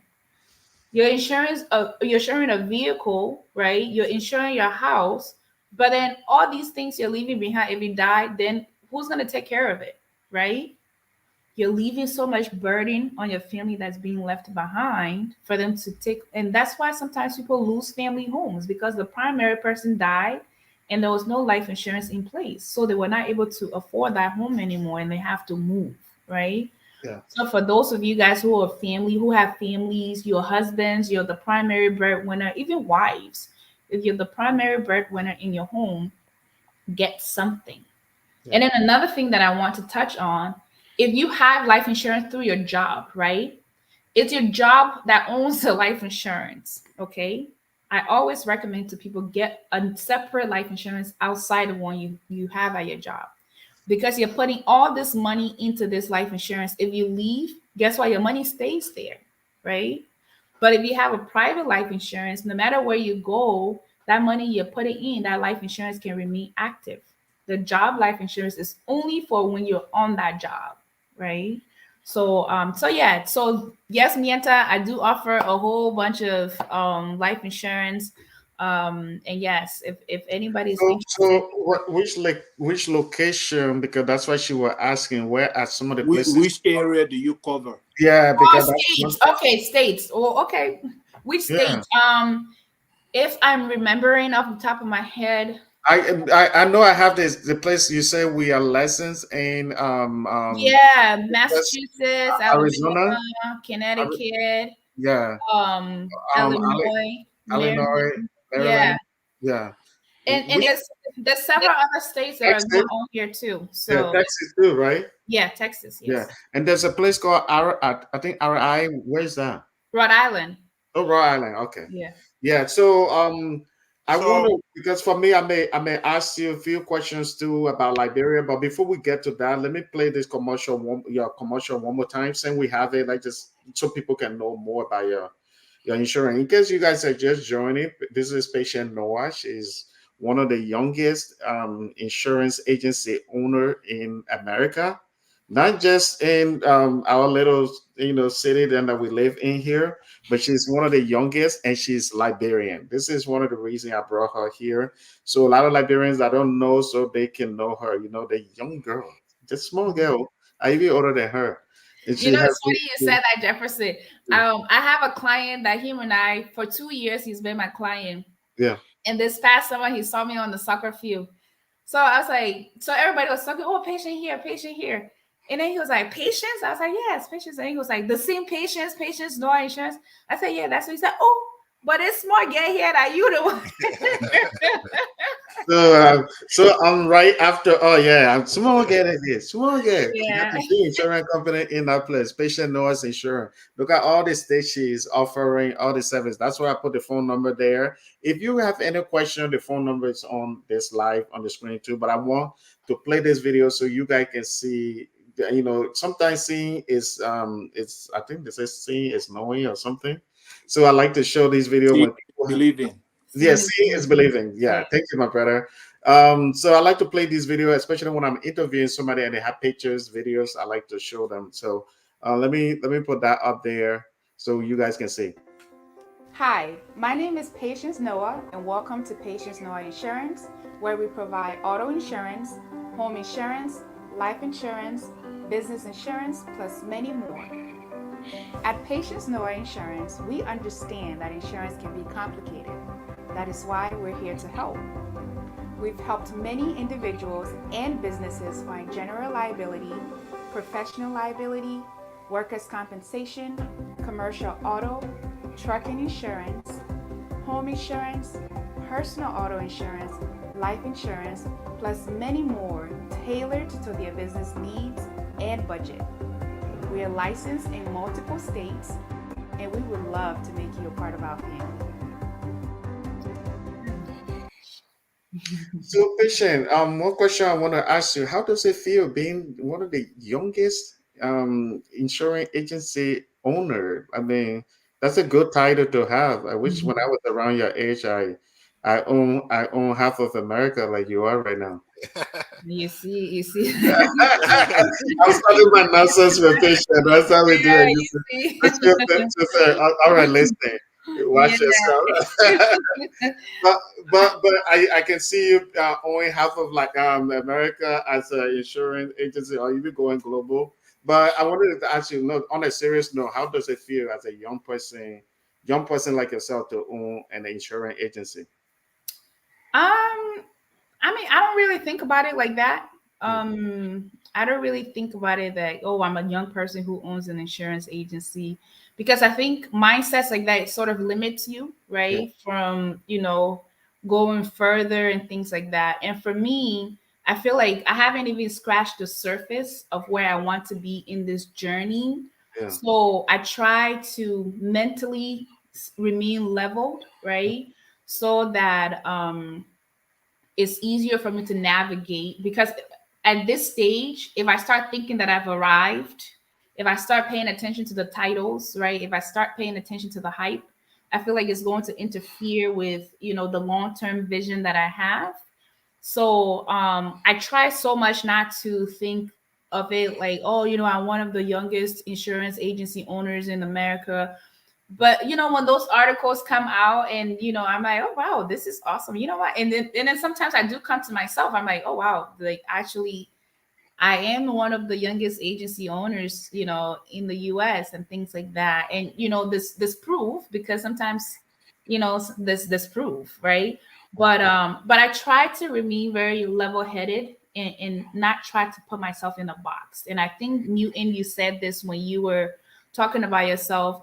I don't try to look at myself as, oh, I'm a minority, I'm a woman, I'm a this, I'm a Liberian. Like, yes, don't get me wrong, I do represent that. Those are all aspects of me, right? But at the end of the day, I am a business owner, right? And what keeps me humble and what keeps me level is that I'm on a journey and I haven't arrived yet. So whatever, little achievement, I do acknowledge the achievements, but I try not to have it. I try not to think of it as I have arrived. I still have a long way to go, right? Because I come across people who've had an agency for 40, 50, 60 years and they've passed it on to their children and things like that, right? And I'm just scratching the surface in my industry. So I try to not think of it, like that. I don't know if that makes sense. What are some of the challenges that you are having when it comes to owning insurance agency, then what advice can you give to other Liberians who may come here for a better life, or who just come here to live good life here?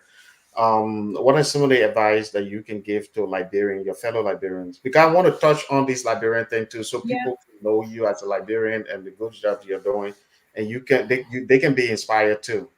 Yeah, absolutely. Like when I started, one of the biggest challenge was, okay, I have an accent, right? That was like one of the biggest barrier that I used to tell myself, right? But I remember I shared that with this lady that used to be my mentor, and she told me, like, use that accent to your advantage, right? The fact that you have an accent, that's an asset, right? It shouldn't be a liability for you. And for those of us who are Liberian and growing up and coming in this country, we tend to limit ourselves in and think like, okay, because everybody is in the healthcare industry, or everybody is in this industry, so everybody gravitates towards that because our people are in it, right? Honestly, when I'm in a room, most of the time, I'm probably the only Black person in the room or the only African in the room or something like that, because I wanted to look at a different avenue. There's so many ways to make money in the US, right? But for me, the challenges that I face is, sometimes when you're in the room and you're the only one in the room, that sense of being connected is missing, right? So I do face those sometimes, but I'm getting better. I think the older you get and the more you've been in the industry, you tend to not think about those things. It doesn't become a barrier anymore. And I'm getting more confident as a female, as a business owner, in because I think sometimes us women, we put this pressure on ourselves. Oh, I don't know too much and blah blah blah. And so I used to be insecure that, I'm just a woman in this industry. And one time a guy told me, he said, I mean, I don't think about it. I don't think of it as, oh, I'm a guy that owns an insurance agency. I just think of it as I'm an insurance agency owner, right? So once I started removing those barriers, it started making my journey a little bit more easier. And I do have the expertise. I do have the knowledge being in this industry. Sometimes I'm the one who gets in my own way, right? Sometimes the barriers is ourselves, because once you remove that barrier, you can achieve anything in this US. Um, be it you're a Liberian, be it you're male or you're female, right? The insurance industry, my advice for those who are coming, those who are graduating, those who are looking to create transitions, they're looking to transition into other industries, take a look at the insurance industry, right? The insurance industry is always looking for Black people to join, right? It's something that a lot of people don't think about because, again, we don't have people like us that are in it, right? You don't hear of Liberian people that are in insurance. Since I've been in the industry, I've come across 3 Liberians in the industry that are on the upper level. One came from Georgia. The other one was out here in Connecticut, but he's moved to Texas. And I forgot there's another gentleman in there, right? So there's there's not that many of us because we don't tend to feel like this is for us too, right? This is an industry that we can succeed in. But for those of you guys that have IT backgrounds, you have finance background, you're going to marketing, you have sales background. This industry, think about it, but the insurance companies have been around for 100 plus years, right? Because it's an industry that's recession proof. Expand your horizon, right? Expand your knowledge, and don't be afraid to reach out or to find it, to look for a job, to apply for a job in the insurance industry.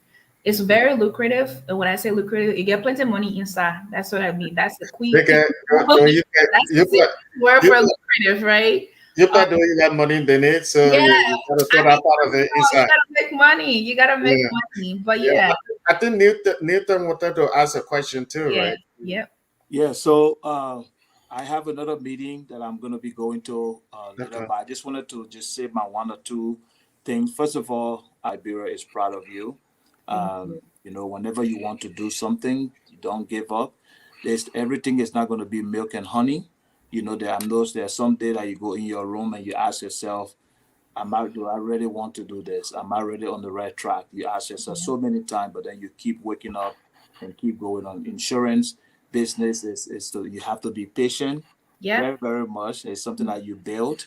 You can give it to your family, because I have a couple of friends who turned over their insurance businesses to them, and they are benefiting from that. So I would just say continue to do, and also for our community, it's going to be hard, and that's why I wanted to say before that the next question would be like, what would be your message to the people in Liberia that want to come to America when it comes to insurance, especially life insurance, right? Because like you say, life insurance can be in different ways. Some people can use it, take money out, do different things.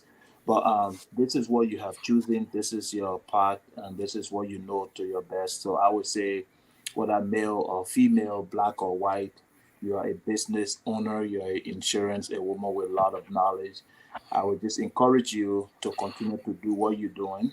Don't let anything come in your way to bring to distract you. Just focus on it, because after a lot of tribulation comes the blessing. I would tell my friend, the starting of everything is not easy. Yeah. But the end can be really, really rewarding, because you have to pass through a lot of hoops before you get to that end. So I just want to give you my little 2 cents to say, never give up. Nothing comes easy in life, and you're doing really well. So continue to do that. Continue to encourage. The other thing I hear you saying was, you can't be two places at the same time, which is true. I know you have some employees, there are other people that you can empower, to go to different places to help. But I know you're just starting, but I know when you get there, you're very bright, smart, intelligent person. And I'm proud to be here talking to you, because guess what? You're from Liberia and I'm from Liberia. So that's the good thing. But also too, I look at you to be a great businesswoman, somebody who is very intelligent, the way you answer the questions and all that good stuff. So keep up the good work, and we'll keep in touch. I took your stuff. I was maybe send you an email or text you or say something, or at Jefferson. But I know I've been doing Jefferson and Prince now, and we have interviewed two. This is my second interview with him. And he's officially my co-host now. And I really enjoyed it. But so the Cynthia asked the other guy before I end is the same question I will ask you. Like, what would be the young lady out there like you who are looking for identity and they can't find it? It's not. It can be insurance. It can be different businesses. Like, most Africans, when they come to the United States, doesn't matter where they come from, the healthcare sector is where everybody run into, right? Everybody think that that's where the money is, and that's where everybody want to be. I got my master's in criminal justice and social work from the University of Utah, which is different. So, public speaking, all those kind of stuff, something what I really like. But what would be your advice to those young ladies who are from Liberia, Guinea, Africa as a whole, who trying to find identity, either to get a job, education, business, and things like that? What would be your advice to them? Yeah. Thanks for that question. So I think one of the things that's really important to me is, first knowing what you want to do in life, right? And as I have mentioned, I always have a base. And for me, that's to educate people, right? So even if I'm doing insurance or if I'm doing something else, it will always be education, right? There's always that one thing that it goes back to. I think for people, they need to find out what their passion is. Where does your passion lies, right? And then also, once you find out what your passion is, then get yourself a mentor, right? I know sometimes our community, we don't understand, the importance of mentorship, right? I'm not saying get yourself a golpa, right? There's a difference between getting yourself, right? Right? I'm saying get yourself a mentor, somebody who has no romantic interest in you, Yeah. right? And the person truly wants to guide you and shape you and launch you into your future. For me, that was really important for me because I was just like every other young girl too. I was confused. I didn't know what I wanted, but because I found myself around people, right, that I could go to and ask questions, right? And ask questions. And when I was confused, I can say, hey, I'm thinking about this. What do you think? Right? Or I'm thinking of doing this. What do you think? So it's really important for you to find that adult, right? That mentor, somebody who's in the industry that you want to go in, right? And ask them questions about that industry and let them guide you in that industry. Sometimes us Liberian, we're so surrounded around our own Liberian people. Because of that, it doesn't open our mind to see what other things, right? What other communities are doing out there. Find a mentor outside the Liberian community. Now, if it's somebody, if it's what you want to do, if the person who's doing it is Liberian, then the person can mentor you, right? But you can find yourself a mentor that's preferably non-Liberian, that they can guide you. They have no romantic interest in you, and that person genuinely wants to see you succeed. You can have multiple mentors, and that's really important. So, women that are coming here, find somebody that you can talk to, find somebody that can guide you on the path that you want to go to, you want to get on. So somebody asked you this question. I think the person meant mentoring. The person said, Mr. Newton, have you thought about mentoring? I think that's what they are trying to say, even though they said mentioning, but I think that's my sister Miata. Yes. She's a designer of the fancy clothing. I'm supposed to post them, and she's the next person I would like to interview too. Okay. Yeah. So I will. Yes, I am who I am today because of three great women. When I came to the United States, I have people who mentor me because of what I wanted to do. Like I stated here on the show, I was 10 years old when I ran away from my parents to Sierra Leone. I lived by myself all along until I came to the United States. My first time going back to Liberia was 2010. So I have learned a lot along the way, and there are a lot of people who have mentored me. And one of the best way that I can give back is to mentor other people. So I've been mentoring a lot of young people who I feel they're successful. I can stay here and count about 10 of them or 6 of them and say, I have mentored these young people and they're successful and I'm really proud of them. So I'm always willing to mentor. And that's the important thing that Patient said. In mentorship, there have to be no romantic relationship. This has to be a strictly friendship level. This have to be strictly no godpa, godma business is in it. It has to be strictly. it's not sugar daddy. Yeah, No. all the people who know me as a business person, they will tell you, Newton, you either like me or you hate me. Like I have a social club. The Africans will come to the social club. They will go downtown. They spend all their money. And then they will come to the African club and then they will say they don't have money. Can you put me in for free? Oh, this is an African club. No, I don't roll like that. Even if it's 2 minutes to close, you will pay that $10. If you don't have that $10, you will go home. So I'm willing to mentor anybody because we're all Liberians and we have to support each other. It's the key. If I have my knowledge and I share with you and you have your knowledge you share with me, is very, very important. So to answer to that question, I'm always willing to give my 1 or 2 senses to anybody who need it. Awesome. That's great. But Since you have to go, I just want to say thank you so much, Newton, for Yes, coming sir. on here. You're always going to be my co-host, and I hope I always come. you and Prince, you guys got a title already, and Yeah, they're the official I can't get co-host. close to. I can't get close to Prince because I don't want him to blackmail me. I, So now that you No, have no, that is specifically for Jefferson. that thing is only for me because we lived together for a long time, and I'm not that easy to deal with too. So every patient know one or two things that everybody try to find something that they can use against me because Yeah. I can be honest. I'm a being that has to deal with sometimes. So everybody has to find something. Like for her, she knows that you'll call me countryman. I said, Richard, no matter how long I've been working with people who I work with, you still call me countryman. She said, yeah. So I get me, I film Bill Clinton, I film Michelle Obama, I call pitch. I said, yeah, I film these people now. Treat me with some respect. She said, you're still gonna be my countryman. So we were laughing about it. So pray, I think I know he's trying to find wherever he can because of my beam out. But I just want to say thank you so much for Thank you, coming brother. here, and thank you so much for your donation. That was really nice of you. It's great. I didn't Anytime. want to say it. I don't know how you will feel about it. That's why I didn't say the amount. That is okay. Yeah, I just want to say thank you so much. It was great donation. I think you gave the highest so far, and I appreciate you a lot for supporting Liberians, for helping other Liberians. I think that mentorship keep on doing it, and it's one of the reasons I want to bring you on the show. Saying you're about to leave, that's what I'm trying to say. This. Thank Yeah. you so much. Always come on the show. We will bring you back here again to advertise your water business. Thank you. Liberian deserve better, and I'm sure as a Liberian, you're creating something better for them.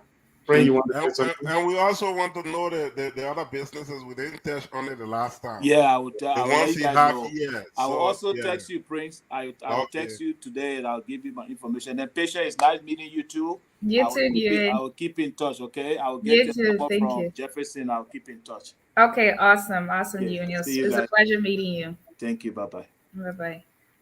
Okay. Yeah. It's the three of us now. Yeah. No. For me, I just want to ask you a few questions before you leave. Sure, Because sure, for sure. me, I want to also, while we are talking about the business here, we also want to have an understanding so that many Liberians can get to know who this patient is. So you'll see me going more talking about Liberia and all of this because we are on a Liberian platform. Right. So we want the viewer to say, okay, who is the girl? The girl is speaking more Siri than Jefferson. Maybe she's I American. know. I know. And I don't know how to do it. Like every time you speak in Siri, it's my, I'm a business insurance, or I'm like, I what's she talking know. about? I think if I'm about to talk about that insurance, I It's say, like I don't think about it anymore. It just happens. And then if I were talking I'll about the try to business, lower my series more. I'll yeah, try to lower my if series. I was talking about that thing, I'll be like, that I come from Liberia, I can't yet. Then I Yeah, started I'll the try to whole lower my insurance, then it was not series easy. But I wait and wait hard. I'm more. sure if my American friends are watching on my Facebook page, they'll be saying that, what is he saying? Yeah, Yeah, yeah. yeah. But Frank, do you have questions before I get to my questions? Yeah. Yeah. First, when we started, I was more thinking about the selling of the insurance, but you've started to educate more on even why you should get the insurance, what are the different parts, and then I started realizing, wait, which part of the life insurance do I have? So Yeah, you see. now I want to go back and check more, because what you were saying about the term life insurance versus the did you say Whole long? life, whole Whole life. Yeah. Yeah, whole life. Yeah. These are very important because it's also good to know what type of insurance you have. Um, my question was, if I had term life insurance and I wanted to switch it to whole life, what should I do? That's a great question. So some term life insurance, it varies from it, every company is different, but some company, if you have term life insurance, they can give you 10 years for you to turn it into a whole life insurance policy. Some companies that give you 5 years for you to turn it, you can keep it as term for 5 years before you turn it into a whole life policy. So it all depends on the company. It goes from company to company. But if you have a term policy, like I said, remember I said, if your money can only afford term life insurance now, but then later on, as you know, you have a job with a more stable income and things like that, we call it conversion. You can convert it, you can turn it into a whole life insurance. So that was a really good question. So again, it goes from company to company, but you can turn your whole life policy you can turn your term life policy into a whole life policy, right? Okay. So now it eliminates that term where it's like, okay, 20-year term, 30-year term. Now it becomes a permanent life insurance, right? And you're paying to it for and then it doesn't affect you when you're older, right? Because then it's like, okay, once the term runs out, right? Now you have to get another policy, right? But if you turn it into a whole life policy, it becomes a permanent life insurance policy. So that was a good question. But yeah, it's important for you to check to know if you have whole life, term life, or indexed universal life insurance. That's really, really important. Okay. And yeah. yeah, really, thank you so much for this. My insurance agent always will call me. She try to schedule to talk. I'm like, I already get insurance she wanted me to get. Why is she still? And maybe these are the things she wanted to discuss with me. Yeah. So now I'm definitely gonna try to take her call. And I think as things change in your life too, because she probably wants to find out, have you had any kids, right? To see if we can add the child, that child onto the policy and things like that, right? Yeah. So it's really important for you to reach back out to her and find out, and then the more you meet with the person, the more they educate you, right? And then you're getting more knowledge about the product and things like that. Yeah. What we before I ask my questions, I just want to, for me, I'm here to advertise patient. I want her to feel that, I want her to, this young lady who is working hard every day, I want her to feel that love from her Liberian people. I think that's one of the things that I always preach on my platform here. We Liberians need to support each other. If a Mexican or Indian or any race have certain things like this, their people will go and go and get that. Even we do in Liberia, like the Mandingo people, the Fula people, when a person has something, they will go and buy from that person. That's what they do. So we Liberian, we are out here. If you are in the U.S. area, you need insurance. This is their website. Like, this is a website. You can go there, and patient noise insurance. Is that how you call? Yeah, patients know our insurance. Yeah, patient noise insurance. You type that in. You print down, went there and downloaded the video. He's in trouble right now because that's copyrighted, but we will talk about that later. Patient manager, so we will talk about that. But we're playing the video here, so it's not that bad. But this is. I was helping you. Guess who is who? Guess who is on the picture? Who is on the front page? You'll see it. Once you're on that page, you'll know. Nobody has to tell you. And she has her own. She has the video here too. And below, if you go all the way down, the phone numbers and everything, email, everything there. I think I suggest that you start with email first because that way, especially the serious people, start with email. And these are some of the places that she offer: Massachusetts, Arizona, Connecticut, Illinois, Illinois, Chicago area, Maryland, Rhode Island, Texas. Yep, So I have New Jersey. I do actually. I need to update that list. Yeah, New Jersey. There's so other states. There's a whole bunch. So she has all these places, and let me tell you again, if you are just coming on, she's one of the youngest person to own insurance agency in the United States. And that's it for me, for Liberian. That's a very big deal. And this girl, she's don't mind her Siri. This girl, she's all about Liberia. If you and her get into colloquy, you won't believe it. But that's a different show for another time. But she really loves her country. She's always representing patient. Been to Liberia before, which brought me to my next question. I know you told me about business. Doing business in Liberia. You don't have to talk about that business yet, which type of business.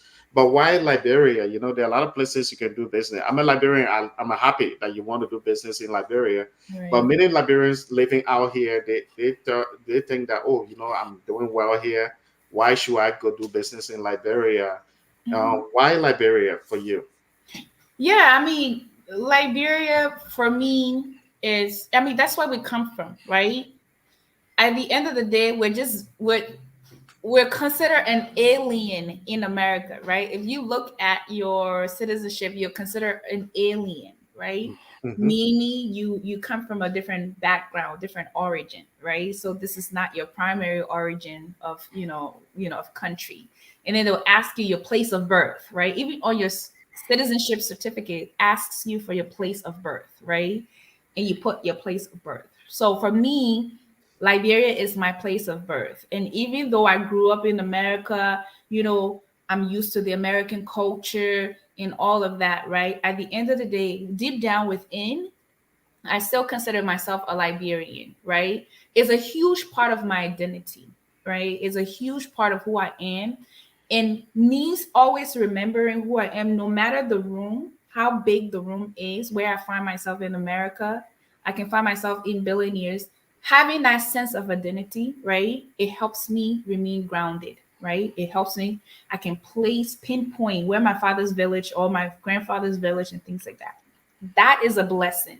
Yeah. Now, with that being said, even though I'm in America, I've, lived somewhat of a good life in America. I've had a good experience in America. Liberia is still my country, right? One of the things that Newton said is asks not what you can do for your, what your country can do for you, but what can you do for your country, right? I Yeah. subscribe to that same vision, right? All of us is our responsibility for us to create the Liberia that we want to see in the future, right? We can go there and complain. They don't have this. They don't have that. They don't have that. Liberia is this. Liberia is that, right? Nobody is going to do it. For those of us who have come abroad, right? We've had the privilege of gaining knowledge. We need to take that knowledge back home and build the Liberia that we want. Think about the Ghanaians and the Nigerians, all the Kenyans, right? We all have the same challenges. It's Africa, right? Family will always betray you when you're trying to build with family in business and all of that, right? But it doesn't stop them from going back home to build their countries, right? I've been to Ghana several times now. In Ghana 10 years ago, it's not the same Ghana now. That's because the young people, yes, they may have businesses here. Yes, they may come to school here. At the end of the day, everybody is still going back home to develop, build something. If they come here to see something that they like, they're putting together a business plan to go and do it in their country, right? That's how they're developing. And I think all of us as young Liberians, we can't just leave it up to the government to do it alone, right? And I know I always tell you, Jefferson, I don't talk about politics, right? But at the end of the day, we as the citizen of Liberia, we need to have some form of ownership for our country and say, this is my country. Okay, fine. I don't see a Liberia that, there's no electricity. Okay, fine. How can I build an electricity company in Liberia, right? There's no strong internet. Okay, how can I build a strong internet in internet company, right? There's no this. There's no bowling alley in Liberia. Okay, how can I build a bowling alley in Liberia, right? So I think all of us, that's how we need to start thinking now, right? It's been years since the war has been over. We've come to other countries. Some of us, we have master's degrees. Some of us, we have bachelor's degrees. Some of us, we have PhDs, right? It's time for us to start taking that knowledge back home. Yes, we're comfortable here, but how can we develop our country so that once we're ready to retire, right? Or we never know. I mean, look at this country. Things are getting more and more bizarre. The politics is getting more and more bizarre, right? We've come from a country where we've experienced war. And with the way America is going, right, we don't want to wish that on America, but there's a possibility we don't know what could happen 20, 30 years down the line with Americans. So at least we have the privilege to say, okay, if this is happening in America, whoop, I can pack my bag, go to Liberia, right? But the only way that would happen is if we develop the Liberia that we want to see, and it starts from us starting businesses in Liberia. So that's why I want to start a business in Liberia, because it's my responsibility to develop the Liberia that I want to see. Maybe not the whole country, but the area that I'm going to be staying, right? Now that you own half of America, you're now going to own half of Liberia in business, right? All right. Well, That's good. No, I it's a good thing. I'm just letting you guys know in business. So, yeah, man, you shouldn't say, oh, Jefferson said this girl own half of church. She own half of America as a land. She in the insurance war. She's one of the people there. So something that we are proud of. But sorry to interrupt. I think that means yes. When I said it, you didn't say nothing, so it means yes.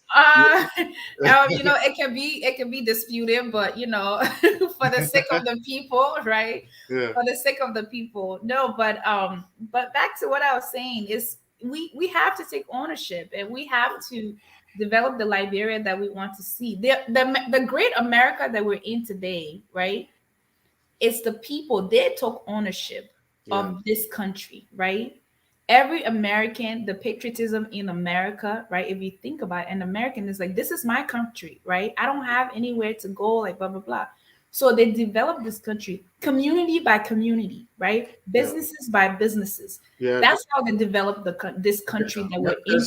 There's a documentary called Men Who Built America, where they talk about people like Rockefeller, Kennedy, J.P. Morgan. If people can watch, I wish a lot of Liberians can watch this documentary and understand whenever Liberians say the government not doing nothing, the country poor, we hope investors will come.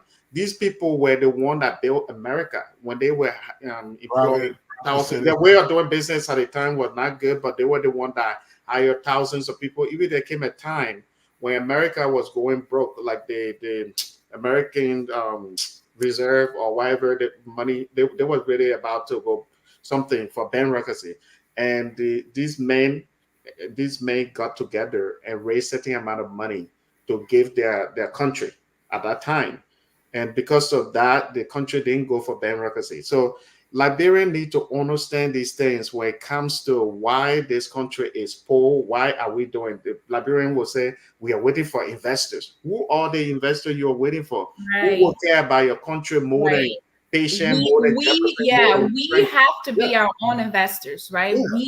And another thing too is, I mean, I hear all the time, and to some degree, I do agree. The government have to create regulations that will help businesses thrive, right? But at the end of the day, we have to understand that it is businesses that are going to develop our country, right? All of us need to get in that business mindset, right? And start opening businesses, because it's the capital from these businesses, right? It's the development from these businesses. That's what's going to develop our country, right? Because if I say, I want to own a business, and the building that I'm building for my business, the office building that I'm building, is a nice office building, right? That's not something the government did, but my business did that, right? So it's bringing development into the country, into that area, and it's hiring people in that area, right? And the youth in that area can benefit from that. So all of us, we need to figure out, how can we help the economy? And the only way we can help the economy, not just the government, right? And the private sector need to work hand in hand, right? They need to provide the environment for private sectors to thrive. But then also, we as Liberians, we need to think about, how can we start a business? Now, the thing about business, people think that it has to be this grand thing, right? It starts small, right?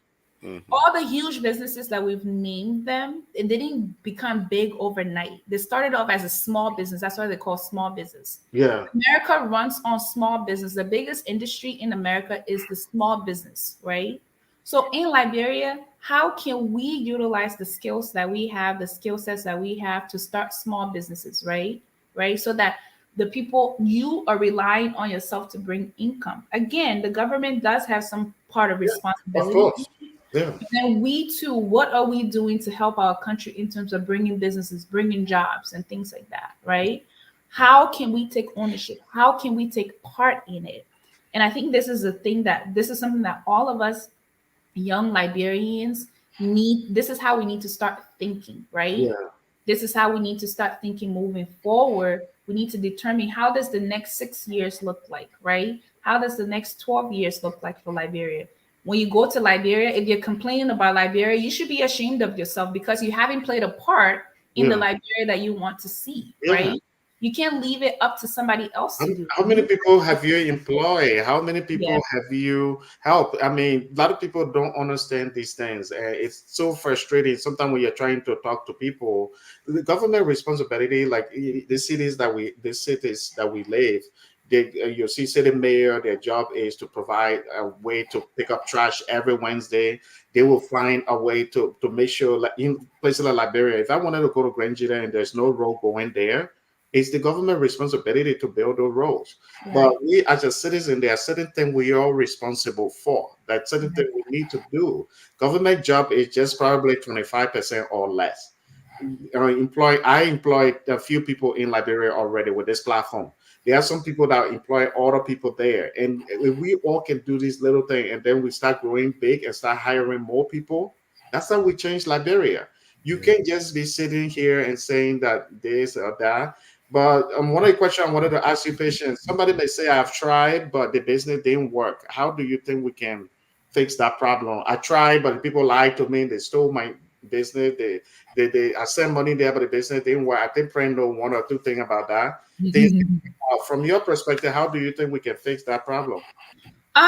So I mean, no matter where you are in this world, sometimes there's a risks. There's a thing that's called risks with starting a business, right?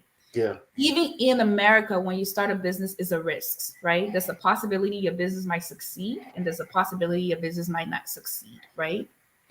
And I think another thing too is it's difficult when you're starting a business and you're not on ground 24/7, right? And finding people you can trust. Even here, for those of us that are in business here, finding people you can trust to do the job is always an issue, right? So what I tell people, or my encouragement to people who have started something over there and it didn't succeed, is keep trying again, right? Maybe that idea didn't work, right? Perhaps you take ownership as the owner of the business, right? What are some of the framework you set in place that didn't make that business work? Maybe you started a business and you didn't go on ground to really see if this business is going to be successful back in Liberia, right? You can't sit here without doing what we call market research, right? Going on grounds to see what really the people need, right? Before starting that business. So if there's been some failure, you got to take some level of responsibility for the failure of that business and go back to the drawing board, right? And try again. Maybe that industry didn't work. Maybe another industry might work in Liberia, right? But if we all say, okay, I tried this and it didn't work, I'm going to give up and wash my hand. Do you know how many businesses have failed in America, but people keep starting they keep starting, keep doing it. Yes, it may have not worked, but there's a possibility another idea might work. So my recommendation is to not give up, to keep trying, to keep going. Okay, if it was, do keep track, right? If it was personnel that you had issue with last time, maybe this time around you need to go on ground and find and interview people, right, that you might trust, right? Versus, just finding people and just saying, or find people who know people they can trust, right? Or, interview people, right? But I think a lot of us are just going into business blindly in Liberia. And this is what I always tell Jefferson is, I don't want to start a business in Liberia without first going to Liberia to see what the people need, right? To see what are the problems that I can solve. Your business has got to be able to solve a problem. Yes. And if you haven't done research to know what the problem you're solving, there's a possibility you may not succeed in that industry. Okay? Yep. So, and let me tell you this. Just to add on what let me get my charger. I'll be right back. Let me get my charger. Yeah. And just to add on, exactly what she was saying. If I was somebody who don't have businesses in Liberia yet, I will already be inspired. And but the more you fail, the more you learn. Right. So when people ask me, sometimes when I go in the story of how much I've lost, investing in Liberia, and people like, how you still trying to continue. I said, because the more I feel, I'm not happy feeling because I'm losing a lot of money, Right. but I am learning. And the more I learn, the smarter of a business person I become in Liberia. So just to add on, to encourage people out there that will be watching, is that don't give up. Even if you start something, you try, as patients said, look at another area and also invest in that. And definitely, that's my advice. Always give people, go back home. Some people call me, hey Prince, you have cocoa farm in Liberia. How can I start? Somebody just 2 weeks ago called me and say, oh, my people call me and say my family have 200 acres of farmland in Lofa, and we're trying to get started. My very first question I asked them, are you ready to go back right now? Oh no, one of my cousins, I said, go there, stay there. For my last 2 years, I went to Liberia. I didn't even spend the time in Monrovia. My entire time I spent in Grand Gita, somewhere in the bush, in the heat, somewhere in the village. But I was there to make sure. I wish I started when I started. I wish that was the first thing I did. So go to Liberia. Check out, when you in Liberia, you get so many ideas on so many things that need to be fixed. So you go there, you get the things that you think can work, come back, think about it, work on it, put money together, go back again, be there, get it started. When you leave it in the hands of people you already know. Right. Sometimes when we're talking, me and my people, they say, when I ask them how much for a collect or how much for decor, how much for shovel, they know I already know. Because when I go there, I'm walking from store to store asking questions. So those are some of the things, and patient are ready, rooting for you. My question I wanted to ask was, is the insurance business one of the businesses you're hoping to open in Liberia? I get asked this a lot. And the truth is right now is I don't know. And the reason why I say I don't know is because I don't know what the insurance industry or field is like in Liberia, right? And again, I don't like to do anything that I'm not, versed or educated in. So if I am to open an insurance, anything insurance related in Liberia, first I'll have to go and find out how do people even see insurance in Liberia? Yeah. Right? It's required that you have insurance. Because there are some companies right now. How are people treating that landscape? And if it is, do I directly want to go into it, or do I want to have something off of it? Do I want to have something that support what is already in the industry, right? So for me, I'm still playing with the idea. It's not a concrete. So right now is I don't know. I don't know would be the best answer for me because again, I haven't done any market research. I don't know anything about how insurance works in Liberia. I don't know the people mindset on insurance when it comes to Liberia, right? Because the way that I see it, the same people who lives in Liberia are the people who come here, and even talking to them about insurance is different.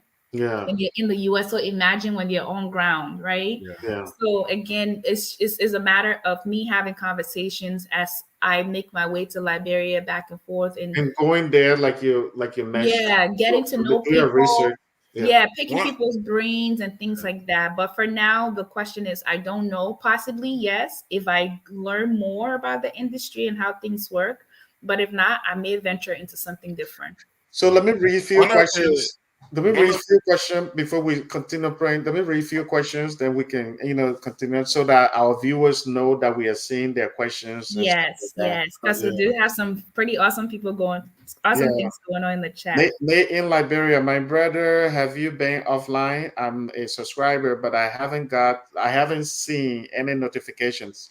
My friend, the reason maybe because your notification bell is off. Like when you're on YouTube, there's the place, the area you subscribe. Sometimes they will allow you to hit the notification button, and if that is off for our channel, then you don't receive notification. But we've been active. Or if you go to the Yeah, it's channel, actually been pretty active the last few months. yeah, So we've been very active. So I hope you hit that notification button because our channel is far more than before. We are doing even breaking news, all these things now. So, and we are also on Facebook. If you haven't followed us on Facebook, the same name, once you type Liberian TV Network, you'll be able to find us on Facebook. We just reached 20,000 followers. So we want to thank yes. some of you who left YouTube and went to Facebook. Some of you who left Facebook and came to YouTube, we really appreciate you. That's what we Yeah, want to that see. was We great. want people like patient them to be seen, people like friends, even myself, some of the good Liberians that are making a difference. We want a lot of Liberians to know them because the difference between our platform and other platforms, this is not always about politics for us. We bring Yeah. people like patient on. A young Liberian doing good job. We need Liberian to support her too. Like go to her business. Her phone number is on the screen. Try to reach out to her. That's what we are growing this platform. We want people, many people to follow us so they see what we will do. And I'm sure the platform will change many people's mindset too when they start seeing young people like Patient, Prince, myself, what they're doing. They'll be like, man, I want to be like that girl, man. Like the little girl like that, she got an insurance company. Let me be like that too. Because Yeah. a lot of people, what they know is all about politics. You know, the only way you can change your country is if you become representative, senator. And sometimes it's good to do something in your area, but it's good to also have, if that's not your area, there are other opportunities. There are other things you can do to change your country. And Jefferson, let me say this. Yeah. Um, so one of the things that people need to know about my insurance journey, when I opened my insurance, Mm-hmm. one of the people that's really helped me through this journey is a Liberian guy named Peter Masakwe, who owns an insurance agency in New Jersey. So I had read an article about Peter in Front Page Africa years ago. And all I did, I reached out to Peter on Facebook and I told Peter, I said, hey, Peter, I'm trying to go into the insurance industry and blah, blah, blah. At the time, I was really struggling in New England, in Massachusetts. I was really struggling. I had started, I didn't know my left from my right. And I called Peter. I'm telling you, Peter and his wife, they took me under their wings. And that's why I said it's important for when you find a mentor for there to be no romantic link, right? Yeah. Because that person can advise you freely. I know Peter's wife. I know Peter's mom. I've gone to their house and I've actually slept in their house before. Anything that I'm struggling with, all I have to do is just pick up the phone and call Peter. Peter has been in the industry longer than me. I think Peter is going on his 10th year now, but he's been in it for a long time. He's succeeded. He's had challenges and things like that. Him and his wife both own the agency, but now their agency is doing so well. They own other employees. Every 3 months, they have a hostel. I think it's called Jassie's Bar in Nizo, right? So they spend most of their time, they have a restaurant, a nightclub, like a whole bunch of things. So they spend most of their time in Liberia. They're building businesses in Liberia now. But it was really important that another Liberian was able to encourage me because honestly, if it wasn't for Peter's encouragement, I probably would have found a job right now and not be in the industry anymore. But it was really important for Peter to really walk me through the things that I need to do. When in terms of marketing, I would just call and say, Peter, this is what I'm doing. What should I do? And he was so open. One of the things is a lot of us Liberians, we're not open to each other to help each other succeed, right? But Peter didn't have that with me. He saw the significance of what it means for a young woman to open a business like that. So he's been so instrumental in walking me through this journey. So those of you guys who know Peter Massacre in the New Jersey area, please give him a hug, give him a thumbs up, go support his business because he's another Liberian just as like us. His name is Peter Massacre. Maybe one of these days, Peter and I will do a live here as Liberian insurance business owners Absolutely. Yeah, Yeah, that we can, because I'm planning on also having shows where we can come here and just talk business. yeah, Other that'll be time we can great. talk different issues, other different things that things that people can learn from. That's what I really want to do. Bring people Yeah, like you know, based on your specialized area, or you want to maybe general topic that we can all talk about, or we just come here and just talk about Liberia, stuff yeah. that we can Because encourage people. Yeah, he has a very successful business that's doing very well in Liberia right now, and maybe yeah, he can also walk those of us that are looking to go back and do businesses back home, some of his challenges. He can share those information with us and also mhm. share information about owning businesses out here too. But Peter is he's been a great resource to me, and he's a fellow Liberian, and his family just What do you know? welcomes him with open arms. What do you know about you? You're a very straightforward person. You take your business very serious, but I want people to hear it from you. Yeah. As a girl, you know, you're of course you're a beautiful woman. The people that you interact with, I'm serious now. You don't just say, you don't just say I'm giving you Okay, compliment. okay. I'm just trying to do the thing, and then you smile. All right, let me be serious. You're a beautiful woman who I know people you interact with some men and they want to cross the line. How do you really balance it at the same time remain respectful to keep the business? Because some women might feel like, oh, if I tell this guy no, then he may not give me the opportunity I want.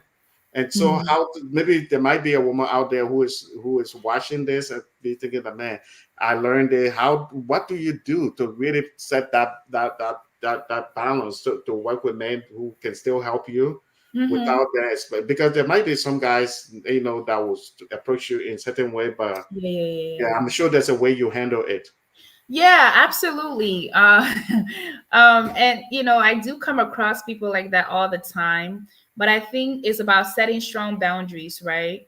And it's also the approach that you take going into it as well. I think once Peter started to mentor me, I knew that he had a wife, and I had to make sure that his wife was comfortable with the relationship that we were building, the business relationship that we were building, right?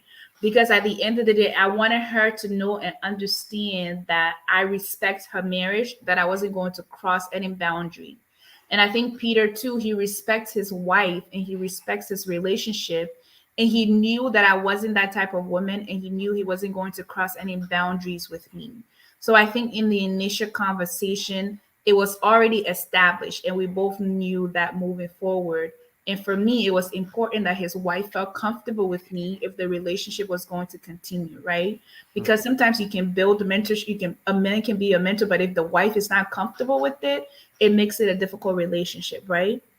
So for me, I wanted to wipe the wife. So I ended up befriending the wife. So both of them knew me, and she got comfortable with me, and she knew that that wasn't my MO, right? So that was easy for me. But there are some people that I've come across and they try to cross the lines and cross the boundaries, right? Which I've come to realize it will always be like that. Mhm. But it's up to me to stop it, right? It's up to me to decide, okay, I may have to lose this business because this person is crossing boundaries with me, right? I may have to lose this relationship because this person is crossing boundaries with me, right? So it all depends on who you are as the individual and the boundaries that you set with people. Because sometimes people will always try a little bit, Mhm. even if they don't mean it, right? People still try to cross it, right? Because like you said, Jefferson, being young, being a female, And say, aesthetically hey. aesthetically being beautiful, right? Nah. Um, I say, aesthetically being beautiful. Sometimes people do try to cross boundaries with me, but I set a very strict boundary in yeah. place. And if I see people crossing that, I do tend to like kind of withdraw from that person. If I'm looking for mentorship, I had this, I think Jefferson, I told you this. I had this incident where I came across this really big Liberian guy in this area, like large, he's had a really good job.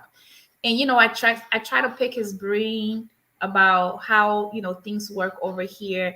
And as the conversation, he's married, but as the conversation went more and more, he just started to get inappropriate with me. I want to know you as more than a friend. I'm like, how can you get to know me as more than a friend? Like you're married and you know, eventually I just stopped communication with him because for me, it's not worth it. You know what I mean? It's not worth it, especially if you have a wife, if you have a relationship. For me, I don't try to cross those boundaries. And it depends on that young woman. You have to know which boundaries you cannot cross, and you have to set boundaries. And if somebody is crossing your boundaries, just cut them off. There will always be other opportunities in the future. There will always be other opportunities out there. But if somebody is crossing your boundaries, just cut them off. And let me add to that, you know, as a guy working in, you know, this entertainment thing that I do here, we come across women, and there are some guys that are the same. Like, but one thing I can tell the girls out there from the beginning, when the girls, you know, setting the boundaries, there will be some guys that will try to intimidate her by saying, "Oh, this girl is too difficult. Oh man, she's this." But let me tell you, a girl that stands her ground, she's the one that people respect a lot in my, even in my field. People, if you meet this producer, that's why a lot of people, you know, these women, a lot of my jobs come from women too, and that's why they actually respect me, because recently I just worked on a woman engineer show, and I was the only person working cameras, and because I was the only guy behind the camera, they had a lot of robocam, because they said that I've worked with them a few times, and how I present myself to them. And they have all these women from all over the world in this big ballroom. So they wanted to make sure that they always hire the right person. For me, I felt happy about it. And that's how I work with women too.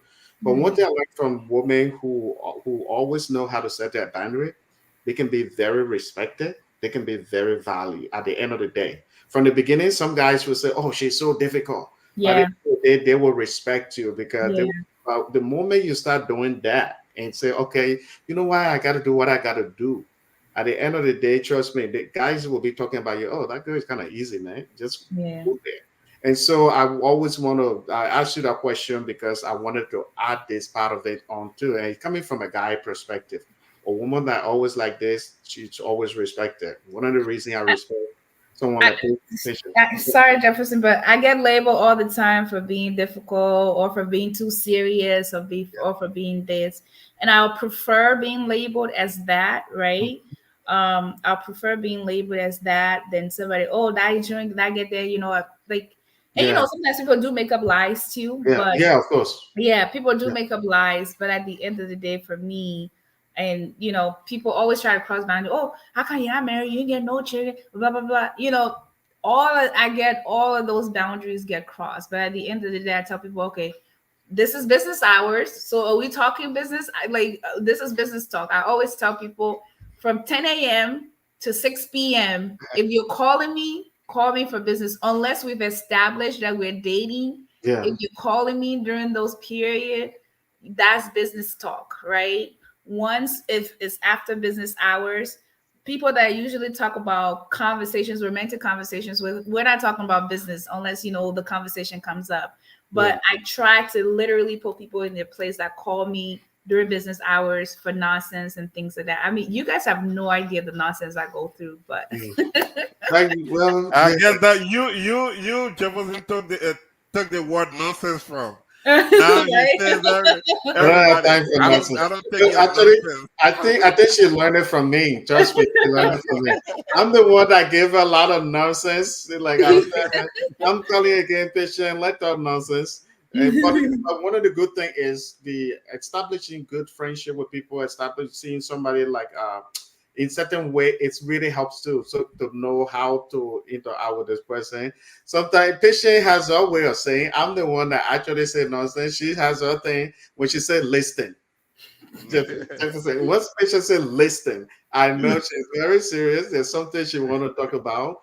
And one of the things that people don't know, if you will really start something with people, you should always learn how to know this person, because a lot of people don't know how to do these things. And even here in Hollywood, like I tell you, women that I interact with, it's the idea of knowing certain things, how not to cross the line at time. And if somebody is serious telling you something, you should know when they are serious, when it's serious, when it's joke. because that's the thing a lot of people don't know. Like if a patient, if I was talking to a patient, she say, "Listen, Jefferson," I'm the most annoying person with her. But when she said "listen," then that's when I start paying attention. I say, "Okay, yeah, what she's talking now." So that part of it is something. But my nonsense thing, I really started that a long time ago. So I'm glad she's learning something from the countryman. Oh my gosh.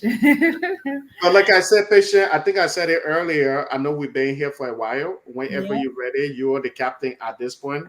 You are the star of the show. I don't. If you want to talk more, maybe we can play your insurance a little bit, while, and so people can see again the video. I think there are some things in the comment that I want to touch on. Made in Liberia had made a point that it's good to have foreign investors, but understand this, they take a lot of money outside of the country to their country. I think Yeah. that's a question that we missed that we need to address. Yeah. And So before you touch on that, I just want to play the commercial first so people get to know you again, because there are awesome. people that came on later. Sorry, you'll get on that. We'll. Oh, okay. I need to start it from the beginning. Hi, my name is Patience Noah, and welcome to Patience Noah Insurance, where we provide auto insurance, home insurance, life insurance, business insurance, plus many more. At Patience Noah Insurance, we understand that insurance can be complicated. That is why we're here to help. We've helped many individuals and businesses find general liability, professional liability, workers' compensation, commercial auto, trucking insurance, home insurance, personal auto insurance, life insurance, plus many more tailored to their business needs and budget. We are licensed in multiple states, and we would love to make you a part of our family. They did. That was so You know, yummy, that video. You know, one thing I like about when anybody who is watching, if you are coming on this show, the best thing you can do, bring your content. If you all create content already, either Facebook page, you got some pictures, I can bring those pictures, and then you can, we can play these things, either video. Stay away from copyright video because they affect my picture sometimes. The copyright music mostly. But but one thing I want to say, it's good to prepare your work and to have something that we can show, because just coming here and talking, it just doesn't help your business. This is patient website. You see, I can go on there and show. I've been showing it the whole time. And if you want to call her, if anything you had question, you couldn't, maybe later you realize that you need to ask question, you needed to ask question. This is the phone. These are the phone numbers. This is the email. I always say start with emails because you may call, you might be busy, but emails you will always read or email. So yeah, that's one thing I want to tell everybody on this one. Before we go to that question that the person asked, I want to ask you this question. I don't want to forget about it later. Okay. I said, many Liberians say, "I love my country." Or it seems that they only love the land and that map. But they don't like the minute some Liberians don't really like each other to say we want to work together, we want to collaborate, let's be cool with each other and share ideas. But for you, you are far more different. You are one of the few Liberians that I know that I will call out of the blue, and then sometimes we will talk about things, and you show that you love other Liberians for real. You are very patriotic. You have that mindset. How did you develop that? Where did you get that from? I think my mother has always drilled in us that we Liberians will want, right? My mother has always reminded me, even though you're growing up in America, you're still a Liberian, right? And I've come across some Liberians that's like, oh, because you're from this side of the Liberia, or because you're this tribe and because of this tribe. And for me, the way that I see it, we're all Liberian, right? Yeah. When you look at your birth certificate or you look at your, your documents, it doesn't say, oh, Patience Noah, Nima Conteh, blah, blah, blah. It just says Patience Noah, Liberian, right? So it shows that we're all one people. And for me, collaboration is very, very important to me. It's something that I've learned in my career over the years. It's something that my family has instilled in me, right? It's something that my mentors instilled in me. So for me, it's really important. And the more you work with people, sometimes think about it, it alleviates the stress from on you working with other people and things like that. And it makes things a little bit easier because you can share responsibilities, you can share ideas. Nobody knows everything, right? So in working with people, it helps me learn from people as well. And it helps me, be a better person. So I've always had that from my mother, to always, work with people, to always love people, to always incorporate people in the things that I do and things like that. So that's why I got it from. And I think the older that I get, it expands more because of the things that I want to do with Liberia, um, for Liberian people in Liberia, right? As time goes on, as I do more research and things like that, I know that in talking to Liberian is what's going to help me find problems that I want to solve, right? So in talking to people, I get to find out, okay, this is what people are doing. These are the things that people are doing. These are the things that people are doing well. These are the things that people are not doing well. So we're all one. All of us, we're all one, right? And the more we start thinking like that, the more we can come together as a group, as a collective to build our country. But if we start to think about it, individualizing everything, oh, me, right? Sometimes you don't get by with me, right? You get by as a group, as a collective. You collaborate with each other, yeah, and that's what builds your nation. And I hope that more of us can come together, more of us can build businesses, more of us can build organizations that will help develop our country. All right. I'm sorry to delay that the question that you wanted to answer, the foreign investment. Maybe you can answer it now before. Yeah, absolutely. Yeah. And in regards to his comments about foreign investors, I think us Liberians, because of the war, we're so used to, relying on other countries' help and other people's help, right? Now the war is over. We've had two or three different presidents since the war has been over, right? It has been, completely over. It's now time for us to start thinking of how can we sustain ourselves, right? How can we sustain ourselves as people? How can we find our own investments? How can we especially for those of us who are in the diaspora, how can we go back and invest in our country, right? There will always be foreign investors. We will always need foreign investors, right? But like he said, they take the money back to their country. Yeah. The money goes back to their country. It doesn't remain in our country, right?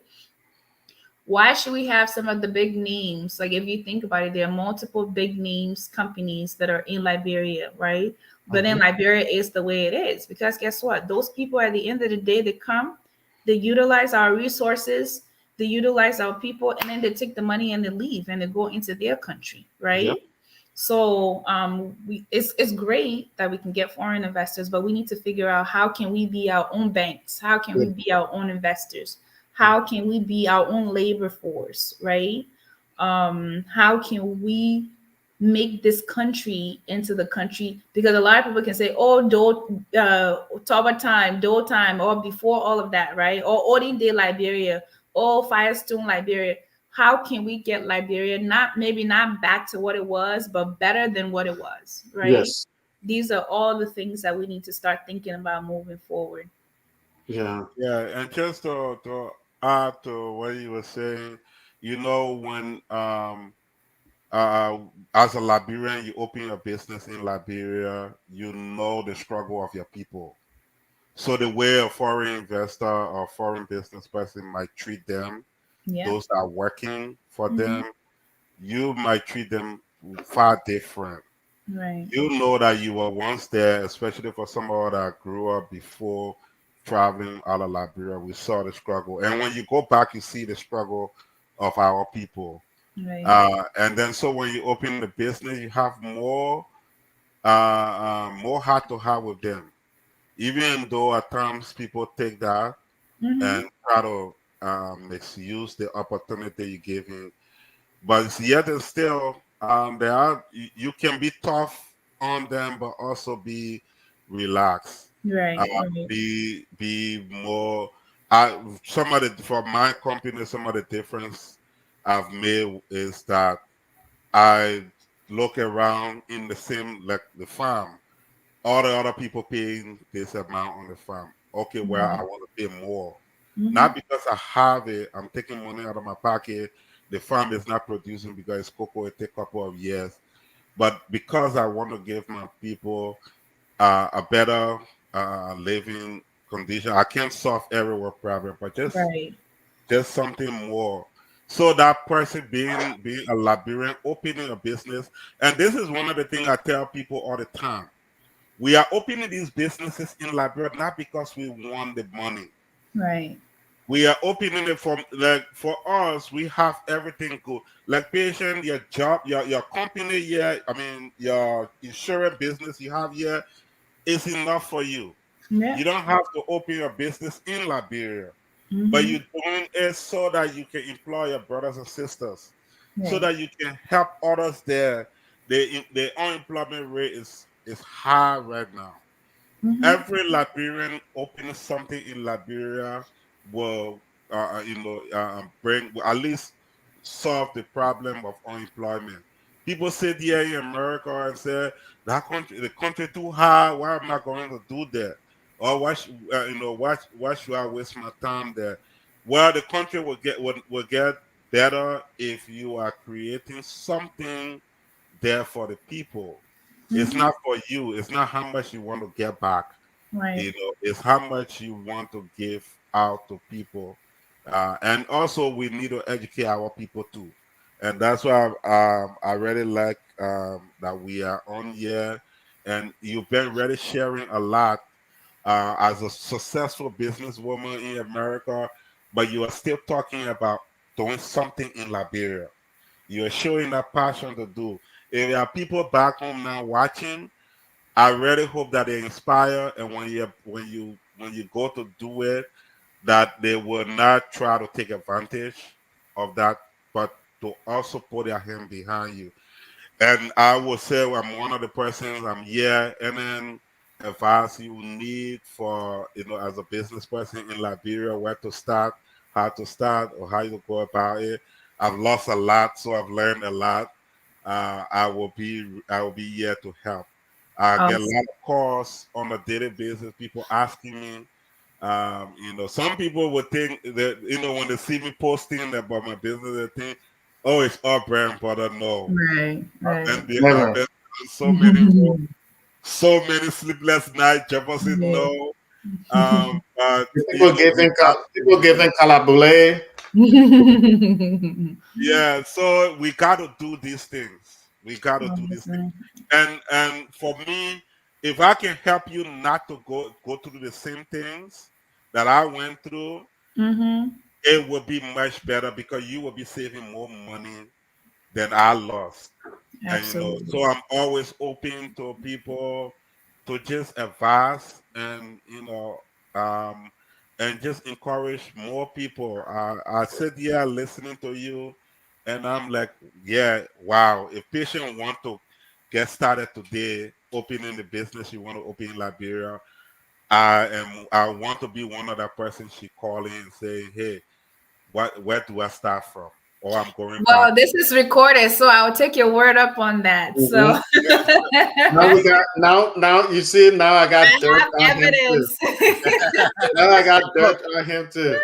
No, but Jefferson, when it comes to No, I advancing know that. on business Yeah, in Liberia, I am because yeah. I have No, suffered. seriously.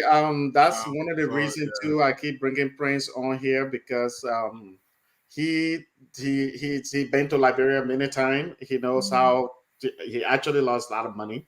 Yeah. And it's all the story. I don't know what I pray is comfortable for me to say. Certain part of it, not calling anybody name, but the sure. same Liberian story where you in America here sending money back home. You thinking that you have business there, and then when you get there, you realize that there's nothing there at all. Yeah. Yeah. And then you're like, but where do I start? All these things, the person been sending me a picture, there's something. So Prince, one of those people when it comes to if he hasn't learned anything, then probably there's a problem right there. But he has actually been through the struggle. It's real true story, And we all learn, you know, you meet people, you want to employ them, they are like they are good. Before you know it, they just do something crazy. So all this stuff, I think Prem will be one of those people to give people advice because he there on the ground, you know. But having someone like patient, their bright brain, you know, you calling them, you talking to them, they're patient is one of the smartest people that I know. Honestly, honestly, and you know the compliment I'm giving it, it's just not what you think. Oh, yeah, look at me, you're laughing. Just to say, I'm speaking my simple Liberian English, but yeah, Okay. yeah, but I'm being real. I'm being real. We were, Fisher yeah. is one of the smart people. She. I mean, think about it. The title that she got. You know, she's one of the youngest people to own insurance agency business in America. It's not just you go out there and say, "Let me start a business." Yeah, the business I register. It's a lot of work. She has employee. People depend on her every month to pay. In America, it's not easy. In Liberia, people you can pay. Sometimes for me, I pay my people every month, and I'm saying it on this recording. They know.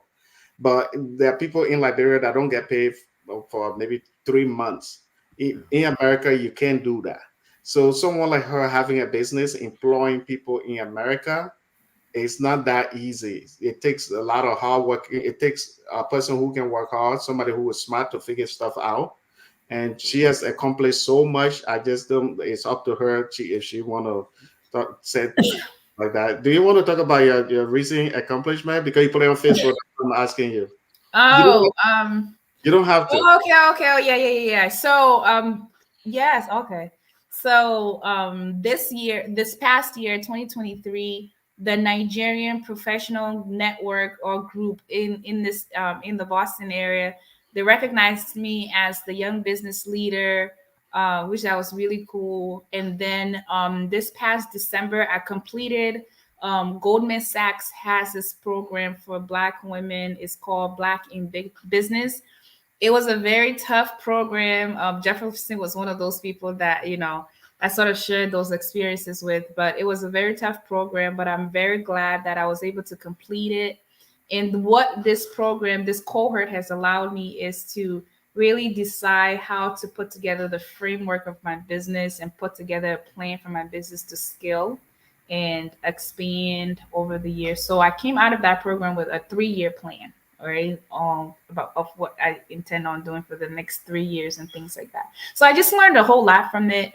The Nearby County Association out here, they honored me last year. I got an honor from one of the Chamber of Commerce out here as a young business leader.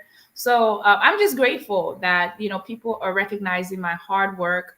And again, I don't do it to be recognized, but it feels good when people recognize what you're doing. At the end of the day, I just see it as I'm building something that hopefully someday I can pass down to my family member, to a family member. But in the process, when people do see and they want to recognize me for that hard work, sometimes I have to pause, and acknowledge them.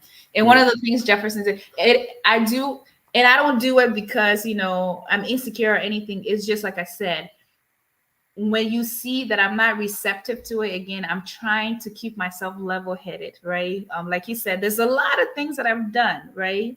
That I try to keep myself level-headed because I don't want it to get to my head. I don't want it to feel like I've arrived, I've only just begun in this journey. So yeah. My next question: when are you opening an office in Beverly Hills? When are you opening? That question is specific. I don't want any trouble around me here. Let her stay in her Massachusetts. I can afford Beverly Hills right now, but maybe in the future. I don't want any trouble in my hood. Oh, this is the guy. I like the guy's name. He's so the first time I saw his name, I didn't play to. Nah. I do that YouTube channel. Yeah, you're the bad. I mean, that guy. I just want to say, sir, I really want to get to know you because I've seen the first time I saw your YouTube channel, I didn't play the laugh. So and the thing is, I went to his channel and I saw the video. I think I subscribed too. I saw his video and he is so bold to even introduce himself. Hey, everybody, thank you for watching. This is your Papa Nobel. I'm like, it's not my. I say it's not my Papa you're talking to. I say, how do I feel subscribing to this guy? That's funny. Every time he comes on my show, and he's very supportive. He always coming on my show to I really like to get to know him. Please get to know him. I want to do a live with him too, but certain time I got so busy. I need to respond to his email, or please send me your email. Send me email again if you're watching. I want to interview you. I think these are the kind of stuff that I really like. That made me laugh crazy. I want to know what was the inspiration behind. I said, who the hell is who the person in the right mind that have a name like that? It's funny. I think I'm telling somebody. I said, YouTube doesn't know the definition. That's people don't know what that means. So that's funny. Well, gentlemen, it's been a pleasure. Absolutely. Again, it's been a pleasure. Thank you guys for Jefferson. Thank you for always welcoming me on your platform. I know you work really, really hard to build this platform. I think we've said this enough, but thank you for all you do for our people. Employing one of my mentees. I really appreciate that. Hopefully I can find more people for you to employ in Liberia. But thank you so much for everything you do, for being kind to me. What I do is tough, but you are one of those people that I know if I call to talk about the frustrations of the in and out, the in and out of my business, you always pick up the call.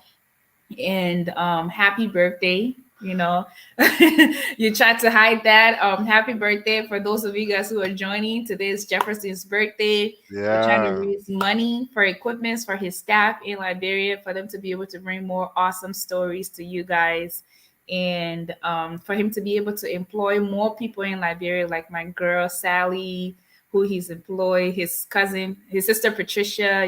Those are young women that are actually, and he hires young men too.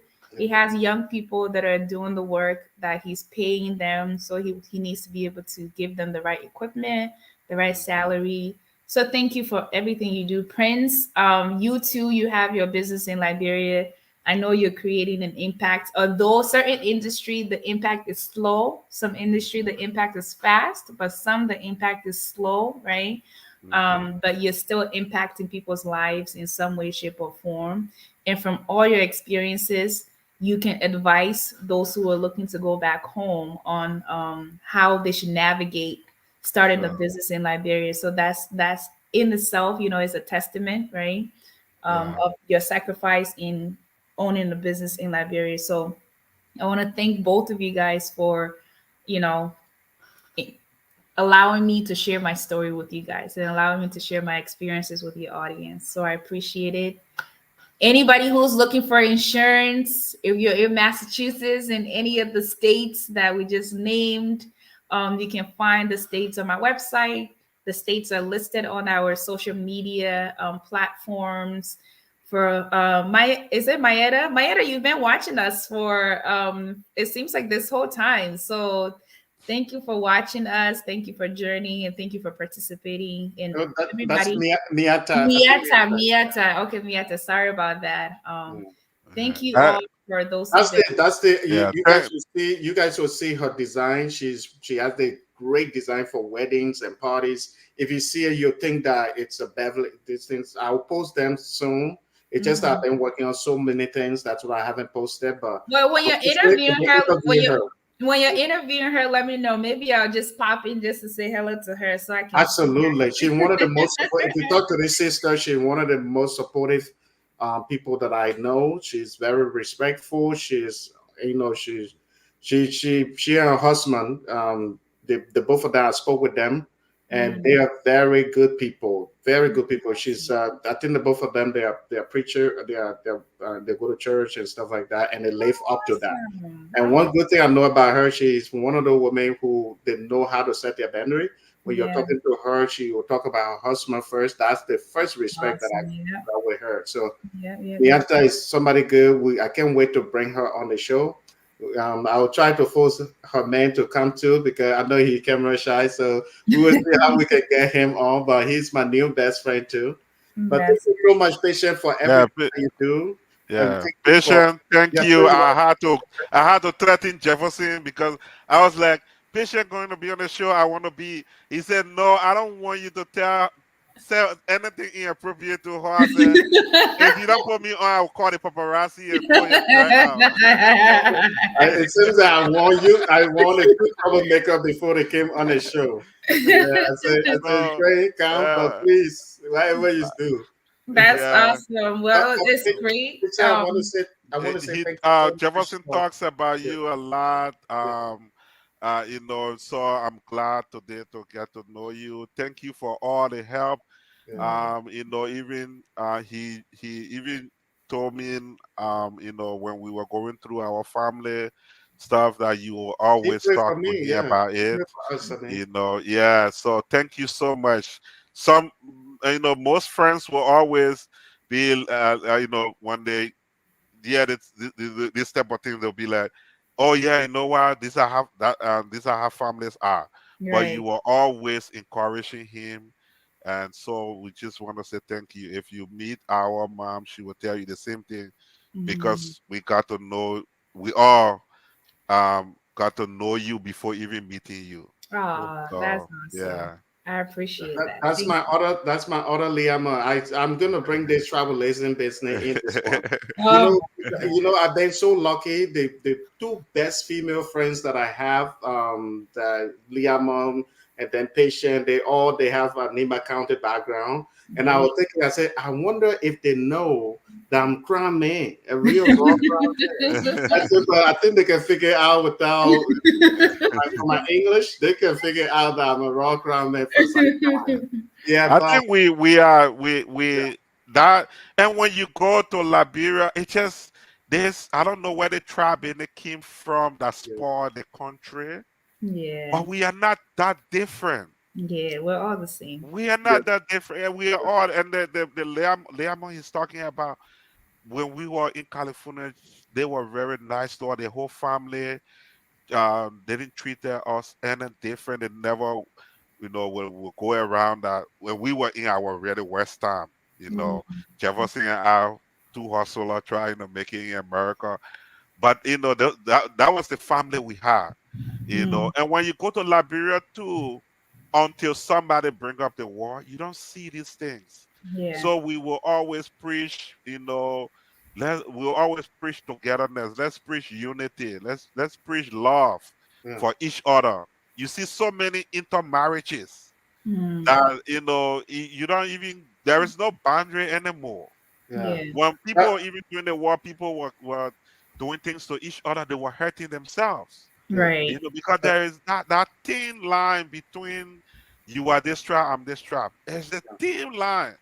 Because when you go down the line, you realize the person have a link. When we were coming up first, our family relationship, we thought we were from Sino. And then we realized, oh, we have a lot of families in Grange there. And then Prince, sorry to cut you out. It seems like Patient, she had to go. I'm seeing the text. I'm sure we can talk about this next time. Yeah. I don't mean to cut you off, but I want you to stay praying so we can talk about your true Liberia. And you can continue the conversation too with me praying, but I just want Patient to. Yes, let me know. She has so much the things that she need to handle. The woman I see, I want her to. Please. She already spent a lot of time with us. So I want her to. When I want to bring her again for her to be running coming. I don't want her to say, that man, you go there, he can pull you the whole way. So thank you, Patient. I appreciate you for coming. Thank you so much. You're welcome, gentlemen. Have a good night. And you too. You too. Bye-bye. Yeah.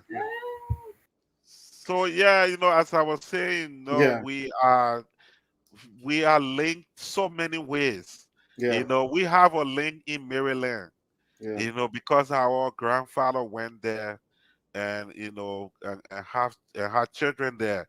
My wife from Lofa, Loma, and then also Pele, also Mandingo, that kind of. So therefore, my children now are, in between, let's say, 6 counties now. yeah. So that kind of thing. I really wish we continue to preach unity. We forget about that. The one was in the past, and we are all one. And so many good people have been to look, what patient contribution to me and you being here today. Yeah. That. So yeah, we are so grateful for that. But through Liberia. No, so yeah, this is let me the person I'm sitting with here. You can just jump on that true Liberia thing. I run it. I'm the captain now. That movie from what's his name, Captain Philip. Yeah. The guy from Somalia, and said, "Look at me, Irish. I am the captain now." And Yeah. so I'm trying to play the whole captain thing. We the people, we the crown people, we let power be. That's why I'm using our whole power. But anyway, this is my co-host. I know I've already interviewed. In case you're just coming on, I've already interviewed patients and praying this guy. I know I'm gonna bring him on a show specifically for us to have a very good conversation on this on his businesses and everything he's doing. He has some video too that we are gonna play, so you guys can know what his business is about. True Liberia, it's making a difference in Liberia, and hiring people to do some video too on YouTube, and if you watch the you see the Facebook profile, their Instagram, they are always promoting Liberian businesses. If you're a Liberian business and you want to promote your business for people to see, this is the right platform. But I'm gonna bring Brent on one day so that he can say more, but we can just talk a little bit about it before we leave this platform, because I know we've been here for a while, but I just want to use the opportunity because praying through Liberia been nice. Even though he is my brother, but they've been promoting our platform. He is like this girl from See Liberia clearly, and few Liberians that I know that are very open to collaboration. He's one of those people. A lot of Liberian businesses think, a lot of Liberian bloggers or platforms or other people think that when you're doing similar thing that they are doing, you are competing with them. But praying, it's not like that. Praying, and I think two other Liberians like See Liberia clearly. So he's one of those people that I really want to always promote. I want to promote their platform and see how they can go. So, Pray, can you, before we play the video, can you tell people a little bit about True Liberia? Sure. So True Liberia is a promotional advertisement platform for businesses in Liberia and also Liberian businesses around the world.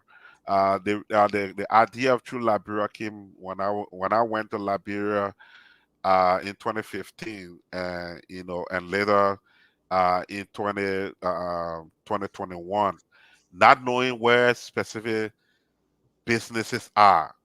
And when I came back, so many people always were calling me and asking me. Even up to now, people will call, "Hey, where can I go and get a good restaurants in Morovia?" Or in my experience was in coming from Grange, they're stopping in Banga, and they know specifically where I could find a really nice restaurant to eat. We were hungry. Those my entourage that were with me, and but we didn't really know where to go and find a very good restaurant in Banga to eat. And so when I left and came back to the States and started searching, I realized, oh, you know what? There are some restaurants, nice restaurants in Banga. And the same thing when I went to Buchanan. Also, I was stopping the car and asking people, and they would direct me, and I would go to a place, it's a Lapa Bido. And, so I had a perception of maybe there's no good restaurant in Buchanan, but actually there are. So that's what True Library have been doing.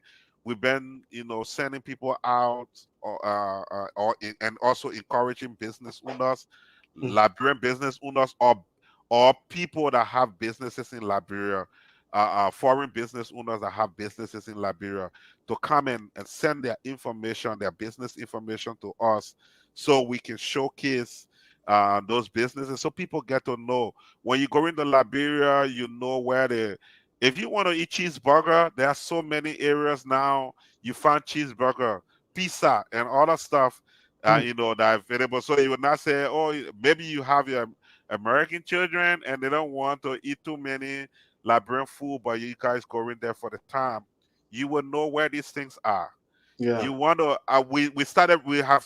we've been receiving emails from people from Kenya. The other day, someone wrote us from Kenya asking they want to come and do an event in Liberia, but they wanted recommendation, wanted us to connect them with a couple of hotels in Liberia, and through Liberia, we were able to successfully connect them to the Farmington Hotel and the Ambassador Suite.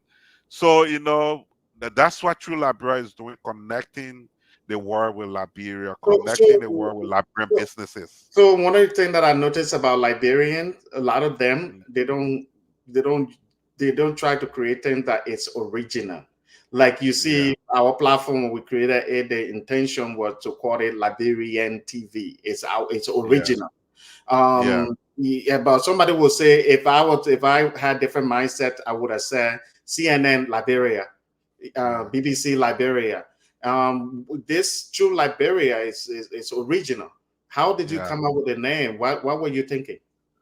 The first True Liberia wasn't just showcasing business; it was just showcasing Liberia in general. Yeah, Because at the time when you will look online, you see too many negative images of Liberia, um, and that was discouraging.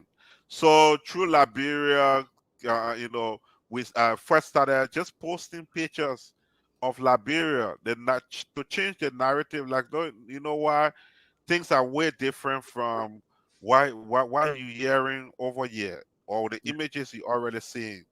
And we will post pictures of hotels and beaches and other areas, and eventually, people started following. It was, so that idea was, this is the true Liberia. yeah. you you It's not you what you you see on TV. This is Yeah, the it's real not the negative narrative you are Yeah, seeing.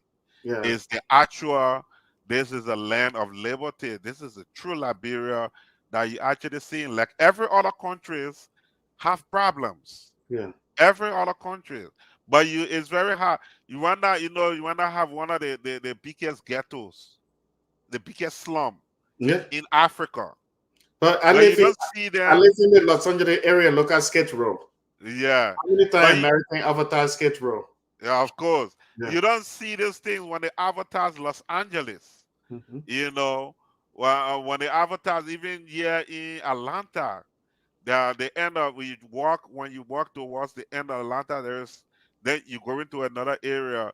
But that's you don't see them. When you see the image of Atlanta, it's highly praised, and something that you want to come to Atlanta, you want to go to Los Angeles, New York, and other places. Ghana, they've been pushing the image, that positive image of Ghana. But there's a lot of slum in Ghana. And so every country have its own uniqueness of the place. And it was about time we started pushing more the true image of Liberia. It's not those Yeah. negatively impacted images, but it's Mm. more positive. And But so let me make as one time thing. go by, it Yeah, changed to yeah. just focusing on businesses. Let me make one thing clear to people that are watching. So we don't send you the wrong. You don't see that we are not saying that everything about Liberia we would look No, beautiful. My no. Liberian TV platform is to show how Liberia actually look. Yeah, Like for when I created that when I just started college and stuff like that, and we used to see the same way Praying is saying when we used to yeah, when Praying I we first came to America, when you type in Liberia on YouTube, you see all these bad images on YouTube. That's when we were the first people to create this social media platform before people you see today. And if you go way back, you will know some of the major Facebook pages you see. We created this thing long time ago because the goal was for us to promote Liberia. I remember praying I will be working for school and be talking about Liberia. Hey man, they took out the other media, they post the bad thing. Liberia, the most dangerous country. When we started posting stuff on YouTube and Facebook, especially praying were on Facebook, I was on YouTube. It was on YouTube too. And when we started posting stuff like that, that's when you saw many people started getting involved. They got encouraged. I think if one of the person that I knew that from Liberia, the only person that I knew that time, it was this girl, beautiful Liberia. There's a thing, but they used to have different name, and they're the only people that I used to see too. They used to share a lot of pictures, and so this kind of stuff for me, I was like, man, I hate this. So let me create this called it Liberian TV because you will not just see the video, but you know that Liberia has something. We always have to be original, to say, this is our thing. We have to accept ourselves, as a people.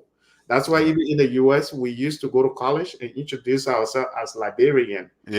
We used to laugh at Africa, So praying, I really appreciate the fact that you got your thing, through Liberia, because somebody will say, how do you call these sites that advertise businesses that you go and book, booking.com, Liberia, booking.com, Liberia. It's a Liberian. When I see Liberian do that, I say, man, why would you do that? Why can't you be yourself? Yeah, correct. And speaking of, somebody that my sister Miata is asking a question. How can you help me advertise my company? Oh, absolutely, sis. Just I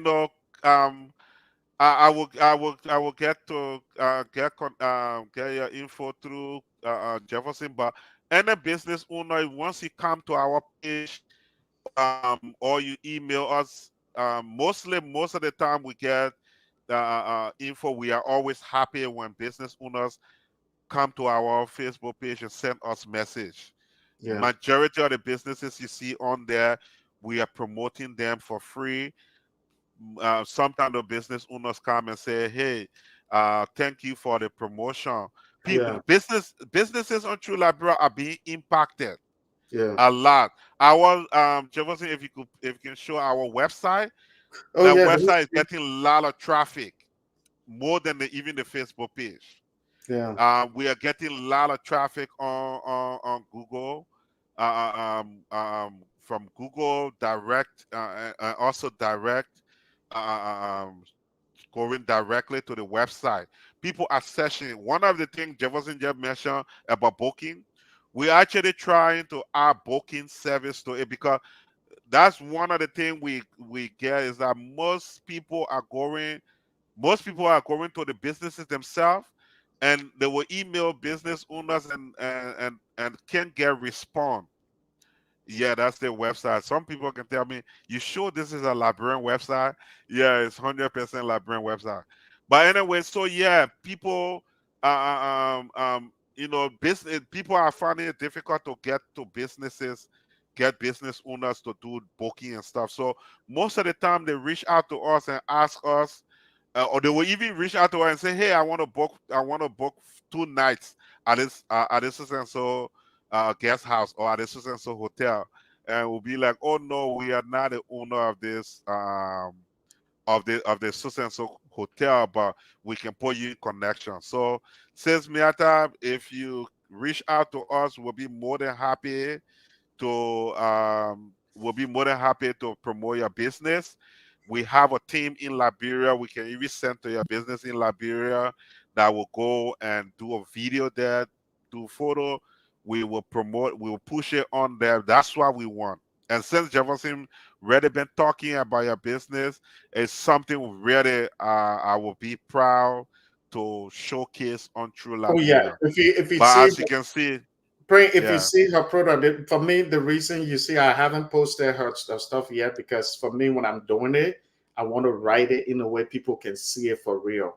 So that's what I've been trying to. And recently, because I've been so busy, so I haven't really got in touch for us to talk for me to bring her on a show. But Miata is very supportive person. She's a very supportive person who who been like very like supportive. If you talk to her on the phone, you will know she's a very good person.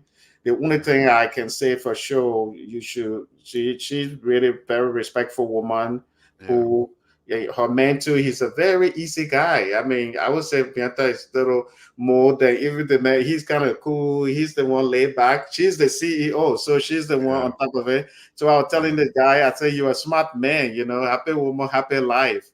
Yeah, Yeah. Miata and Yeah. Miata and her husband, they are very good people. They are people of God, and so for that reason, they live up to that standard. And Miata is one of the good people too, good Liberian women who, when they are talking to you, they will tell you straightforward. Oh, maybe when my man come, we can talk. She has that standard where she already that boundary where she already said. So even if there's somebody else, they already know. For me, I have respect for those kind of people too. So yeah, but Mienta is a very good person. If you see her clothes, you will be. I just need to post them before I start advertising them when I'm doing live. But you see the clothes, you think that wow, these are the one you will find on Rodale Drive. That Wow. even certain amount of money. That celebrity wear. So she said somebody. I'll bring her on the show and hopefully you. Yeah. Yeah. Definitely. Yeah. I just want to highlight, you see, where it's the events deal offer. Those are something that even below there where we're just showing at the bottom. Oh, right here. Yeah, those are areas. If you sign up to the website, this is a custom built website from scratch. It's no template or third party, custom built. I wanted to create something that I can add more feature to as time go by. So we just added recently. I just added a section to to promote events. So I'm encouraging business owners, encouraging people sign up to the website. You will have the stuff there to add your business, which is free. Add your business for free. We have paid service, which is called Premium Listing, where you want us to add your business for you. We will go take nice photos, and videos, and but if you just go on there and sign up free, within 15 minutes you can add your business info to the website. And but below there, where we have the event, it's free of charge. You can post your event on there, absolutely free. We are doing this to encourage more Liberian business owners to showcase their businesses. We have so many businesses in Liberia. So far, we've only getting on this side, we're only getting about 600 businesses. We want more. We want to add more. We want when people go on there, they should be able to see more. And most of the time when I'm browsing online on Facebook, I come across a new business. I go on immediately and add that business because I just want people to go on the website and just spend hours. And we are seeing it. People are spending more time on the website just browsing different businesses. That's your sister Patricia favorite place to go, the Calabash. Every little time we are talking, she say, "Oh, I like the Calabash." I say, "You know, that's a new place, you know." It's one of the it's one of the beautiful entertainment spots. Oh, really? I don't want to just put them on the spot, let alone there are more. There are a lot of other beautiful places there. Yeah. But yeah, the Calapa is one of the hottest And area. you have some of the big hotels around here, and I think all the big hotels, like even Farmington. Yeah, the Yeah. Farmington. I myself had the opportunity to sleep in the Farmington. Oh. Check the yacht, that place. The images themselves don't do it justice. Oh, really? So yeah, Lebasa is one of the beautiful area. The refurbished hotel. I think it was the Corona Hotel now. It's Cinco Palace Hotel. Is another beautiful place. And these are not just on the front page because we picky and choosing. They are there when you refresh, it changes Yeah. to another batch of them. But let me tell you this though. One of the things I can say about Liberian businesses that is the problem that I see to be problem in the long run is that Liberian businesses are more like this looks great, Prince. Oh, that's your friend, your new best friend patient. She said this looks great, Prince. Let me put it up there. Yeah, teaching just understood. This look great, Prince. But one thing I know about Liberian businesses is that they don't they don't like to advertise, and that's the problem. Because recently we posted, I don't want to call somebody name, but we posted a hotel, a resort on our platform, and that picture went viral. Those people never reach out to us to say, "Oh, thank you, you guys advertise our stuff." I mean, I've seen somebody in the US here who actually we did something for them on their base. They didn't ask us to do it, we did it, and then the person reached out to me and say, "Hey, hold this small thing for doing what you did. You didn't have to." But even the hotel for them to even reach out to you and say, "Oh man, you've been advertising us. You know, you guys, we just wanted to reach out." That alone motivate people. I tell Liberian artists the same thing too.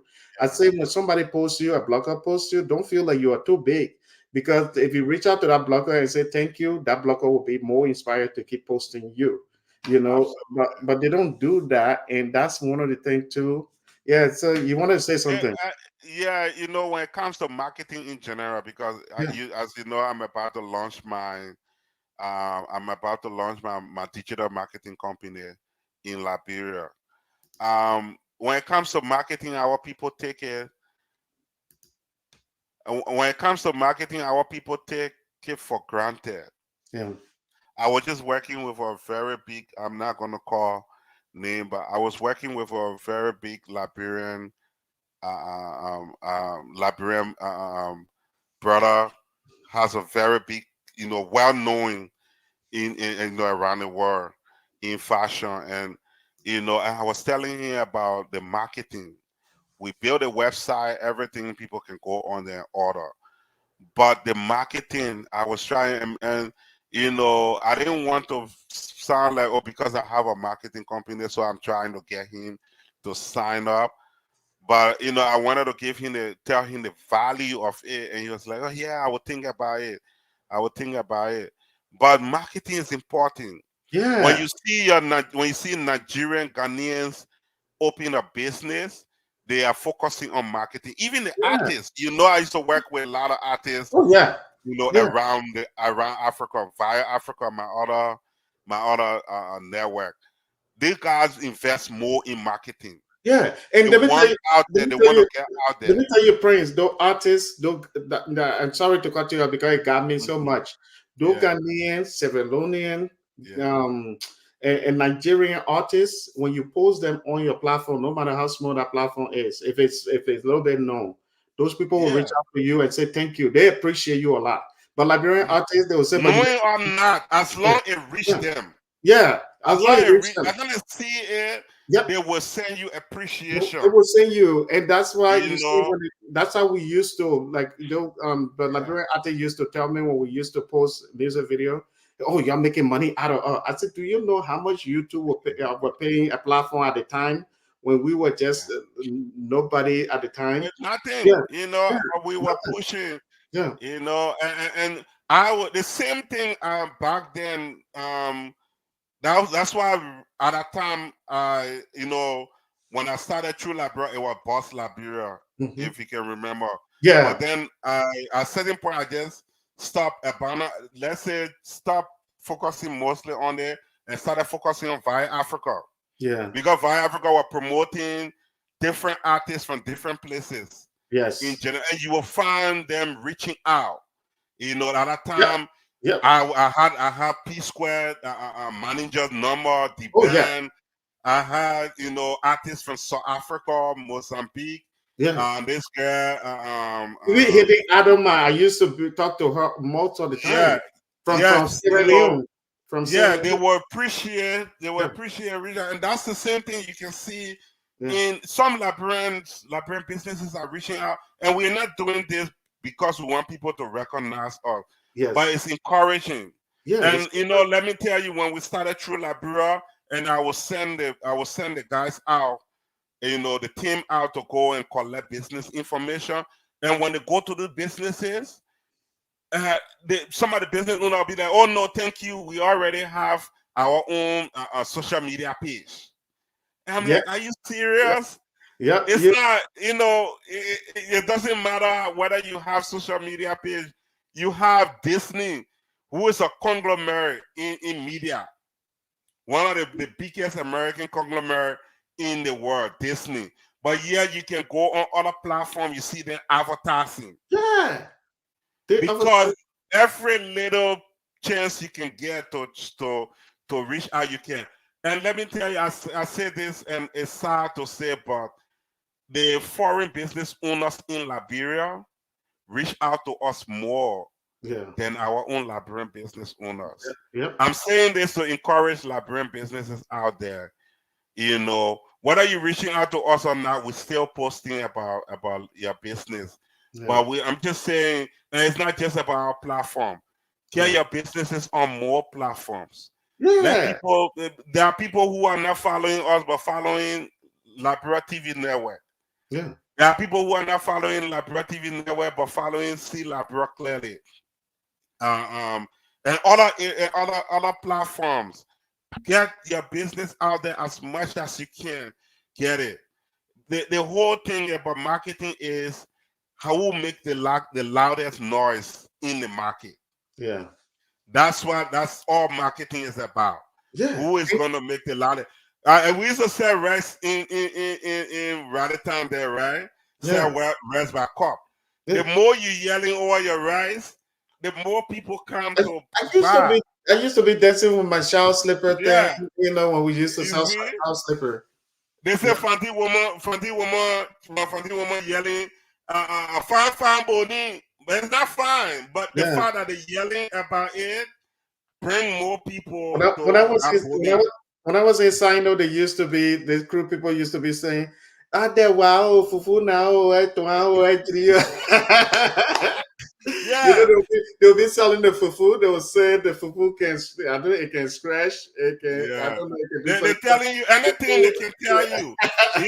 To get. That's what marketing is about. And it can kill me when I hear Liberian business owner. Oh no, I'm not. I don't get money. I don't have money for marketing. You see, not only Liberian business. I say Liberian business owner because even the artists are business owners. Yeah. Artists will make a very good music and just sit down and just share it with their friends and family. You see the sad thing about the Liberian artist and the Liberian artists here is that they don't even have the manager to take their work out there. And they also don't want to reach out to the right people who can blow them up, because a few people posting you to viewers, imagine how many bloggers posting you, and before you know it, you start getting more stream. That's the thing I can tell people about, to be honest, someone like Jazino. That's the big difference. Jazino had good manager that were willing to do anything, like in the sense of reaching out to bloggers, TikTok, Instagram. They don't know how probably a lot of people don't know that, but that's how she used to do it. And the more people started, when she see a big page that is well known, she will say, "Oh, go check out my artist." Many Liberian artists don't have that manager, and instead of them reaching out to the bloggers to say, "Hey, you post me, reach me, thank you," but they think that they are big too. I saw two people were arguing with a blogger and an artist. Then the artist said, "But you're making content out of us." So I said, "But don't you think bloggers have more options than you artists, because they can post anything and still get views. They can post any artist, but by then connecting with you, it gave you the opportunity for them to keep posting you. What do you think I'm going to put Miata, because she's been very supportive, so I'm posting her business. We'll bring her here live. You the same thing. My friend Newton, and patient, and Newton was grateful today to say, "Oh, you are raising money. Let me donate this amount of money to you for your platform." That was really touching, because I charged him the first time we started, and I'm bringing him on every day. We will be talking about his business every show. Liberians need to learn their mentality. That's how, when they say how that other country businesses are up there, how other artists are way global, way up there. That's how these Nigerian Marketing, do it. When they started, marketing is huge. Yeah. yeah, when they started, Marketing is they will reach out to people. They will reach out to little yeah, block. Yeah, they will be yeah, happy that you're even talking to them. Yeah, yeah. there's a Nigerian, I think Nigerian DJ, I think DJ 619 or Nigerian or Ghanaian. He's in LA, and every time I go around him, he will give me like a VIP asset, pass to go and sit in the VIP area. He does like big stuff around here. And I'm like, man, this Mhm. one I run. I said, my man, you got to pay. Oh. You got to pay. I don't mind Yeah, paying. yeah. You see, Yeah, yeah, he know that you are yeah, just one person, it's just one ticket. yeah, Or even if there were 2, 3, or 4 blockers over there, yeah, but it's just a few tickets. yeah, When you go and enjoy, have a fun time, yeah, you're gonna go and blog about it or talk yeah, about it like you're yeah, talking right now. So yeah, somebody in LA definitely want to go over there because yeah, of yeah. what you say you had a great time. And he knows I That's have why, connection too. Yeah, he know I have yeah, connection in Hollywood yeah, and all the stuff that I do. So yeah, getting to know me, giving me, sacrificing that little, he knows he can get bigger from it. yeah. And that's the strategy that people don't know. It's like, okay, I'll pay my own money, but would I blog about it? Would I be a buddy? No, Yeah, absolutely. yeah, Yeah, absolutely. yeah, So, but yeah, we have to take marketing seriously. yeah, Sally, that brother, he was like, he played down the marketing part. I was like, okay, yeah, brother, anytime you're ready, just let me know. And it's always it's always my plea. yeah. Take marketing seriously. They need to. Reach out to first, try to get as much free promotions you can get. Then start putting putting additional money into your marketing.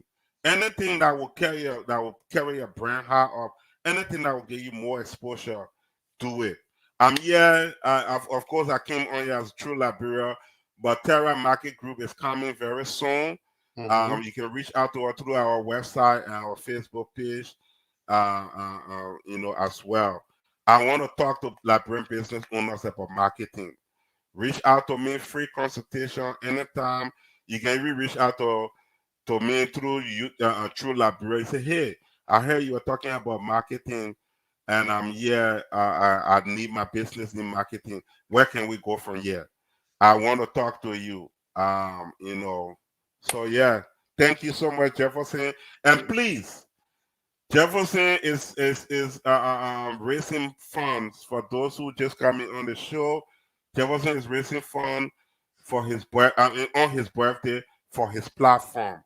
Liberia TV Network is doing amazing in Liberia. Bringing every events nowadays, going to every press conferences, but they need equipment, and you have a lot of talented Liberians in Liberia who are doing extremely well. They need equipment, and it's not easy to get equipment over there. So the best thing we can do is to, whatever you get, please give, and start with ready help to be able to buy, different equipments and send it. Some of the stuff you can watch the video, you see the camera a little bit shaking. They do a lot to hold that camera Yeah. because Oh yeah. they're holding the phone in their hand. They Yeah. need to buy tripod. They need to buy the stabilizer and all Yeah. that. Yeah. The mic. Yeah, Even microphones. yeah, when we interview people, sometimes I hear the audio. I'm like, man, the audio is bad. Yeah, But to be yeah, honest with all of you that are watching, trust me, if you guys can share this post that you are seeing, you go to our Liberian TV Network Facebook page, you share this post, that will still mean a lot. But if you yeah, can contribute, whether it's $5, $10, I just want to have some money to be able to, buy the tripods, because one of my guys, what's his name, Francis, the good tripod, because he does the press conference where people are pushing each other, media are pushing each other, and he will do also the big event where there's something happening. The last time there was a fire before the day before the inauguration. Let me tell you guys this: what our platform is really about. The day before mhm, the inauguration, um, there was fire around the executive mansion area, You know, it's not even in it was in the executive mansion, but there was some media that was standing way on Broad Street. When they saw the fire, they started posting on Facebook, the executive mansion is on fire. It got many people attention because that day, it was the day before the inauguration. Sally was on Broad Street area. She was filming different events. She had left from there. When she saw what was going on Facebook, she went and filmed that event and make sure that clarify the whole thing that other media were posting all over the place. That was, and that's how many people got to know that, oh man, thank you so much because of you. And, you know, we now know because many people were worried what's going on, what started fire. She went there. It turns out that it was dirt around the executive mansion that people were burning. Yeah, So that was really helpful because yeah, the first broadcast I saw is oh the mansion on fire, yeah, and then I saw Liberia TV network confirming that no, there is just some trash in yeah, the back that is not even in the mansion fence yeah, that is on fire. So these guys, you know, it when you've been to Liberia recently, you know it's not easy getting from Broad Street yeah. to up over to that That place. to the Capitol Hill, Yeah, Capitol bypass, then to the executive mansion behind there. yeah. So the fact that she was able to get there quickly in time and give a better report to clarify is Yeah. huge. That's what So Liberian you TV. know, That's what Liberian TV network is about. That's yeah, what we want to do. But this guy can't operate without good equipment. That's mm, what I'm trying to get. yeah, That tripod, selfie stick, and so yeah, I always say, if even $5, it will add to something. And thanks to yeah, Prince who donated today. Thanks to my friend Newton who donated even bigger. Thanks to my friend Mango. Thanks to Lauren. And, you know, all these people that you know donated already. I mean, even the little really help. So I'm asking people, this is our cash out Venmo. yeah, And if you have mobile money, this is my trusted person for sure. I've been working with her for years. I'll send a woman a lot of money that Patricia never one day mess with that money. Her name is Patricia Talu. If you send mobile money to her, that's for sure will reach. I'm 100% sure it'll be safe. But if you send it to the Cash App, JTS Visual Media on both Cash App and Venmo, you will also be able to. I just want to be able to buy my guys stuff. That's what I told everybody that knows me very well. I told them that I don't want, if you were planning on giving me gift, just if like let me, because if you were to give me gift, I'm sure it's not going to be $10 gift. A lot of my friends that I know that they were at least they was want to spend things like $100. How about you just donate $50? How about you just donate $25? mm, And it's cost it cost it costs you less. But think about it, these people they get paid every month on time. And yeah, for me, because I know how it feels to be in Liberia, we all been there, and I know how it feels to do this media stuff. And each time they are out there doing stuff, and at the end of the day, knowing that they can get paid on time and have the right tools to work with, that's what yeah, I want to see. Because if you've been watching Liberian TV Network pictures, videos, we've been up to date recently with yeah, different things, interviewing people, shining spotlight on people. They are playing their part. I'm sitting here playing my part to bring you people who other media will say you got to pay me or before you do it. Even press conferences, yeah, we don't ask for pay. We just yeah, go there to create the content so Liberian people can see these things. You yeah, know, we don't say, "Oh, you have your business. We want to interview you. You should pay us first." So everything we are doing, even at the beginning of the channel till now, even sometimes we don't make more on YouTube or Facebook. I got to get money out of my pocket to pay. So recently, that's why I decided that my birthday, if I can send it out there, I'm sure people will want to help. mm, And please, this shouldn't be Jefferson running for representative or senator before you want to donate. Because I know yeah, Liberian, when it comes to politics, that's when it's something you guys should make me shame and say, okay, you know, we can help you guys too. You know, there are many Liberians who benefit from this thing. Yeah, and if you donate to it, the next time you seen the video quality much better than yeah, yeah, or the sound yeah, or this video is more stable last. yeah, yeah, You know that oh wow, I was one of those who helped this channel, yeah, who helped this media to do it. yeah. Patricia is in Liberia. If you in like you get don't say, oh I'm in Liberia, so I don't have Cash App. Patricia is in Liberia.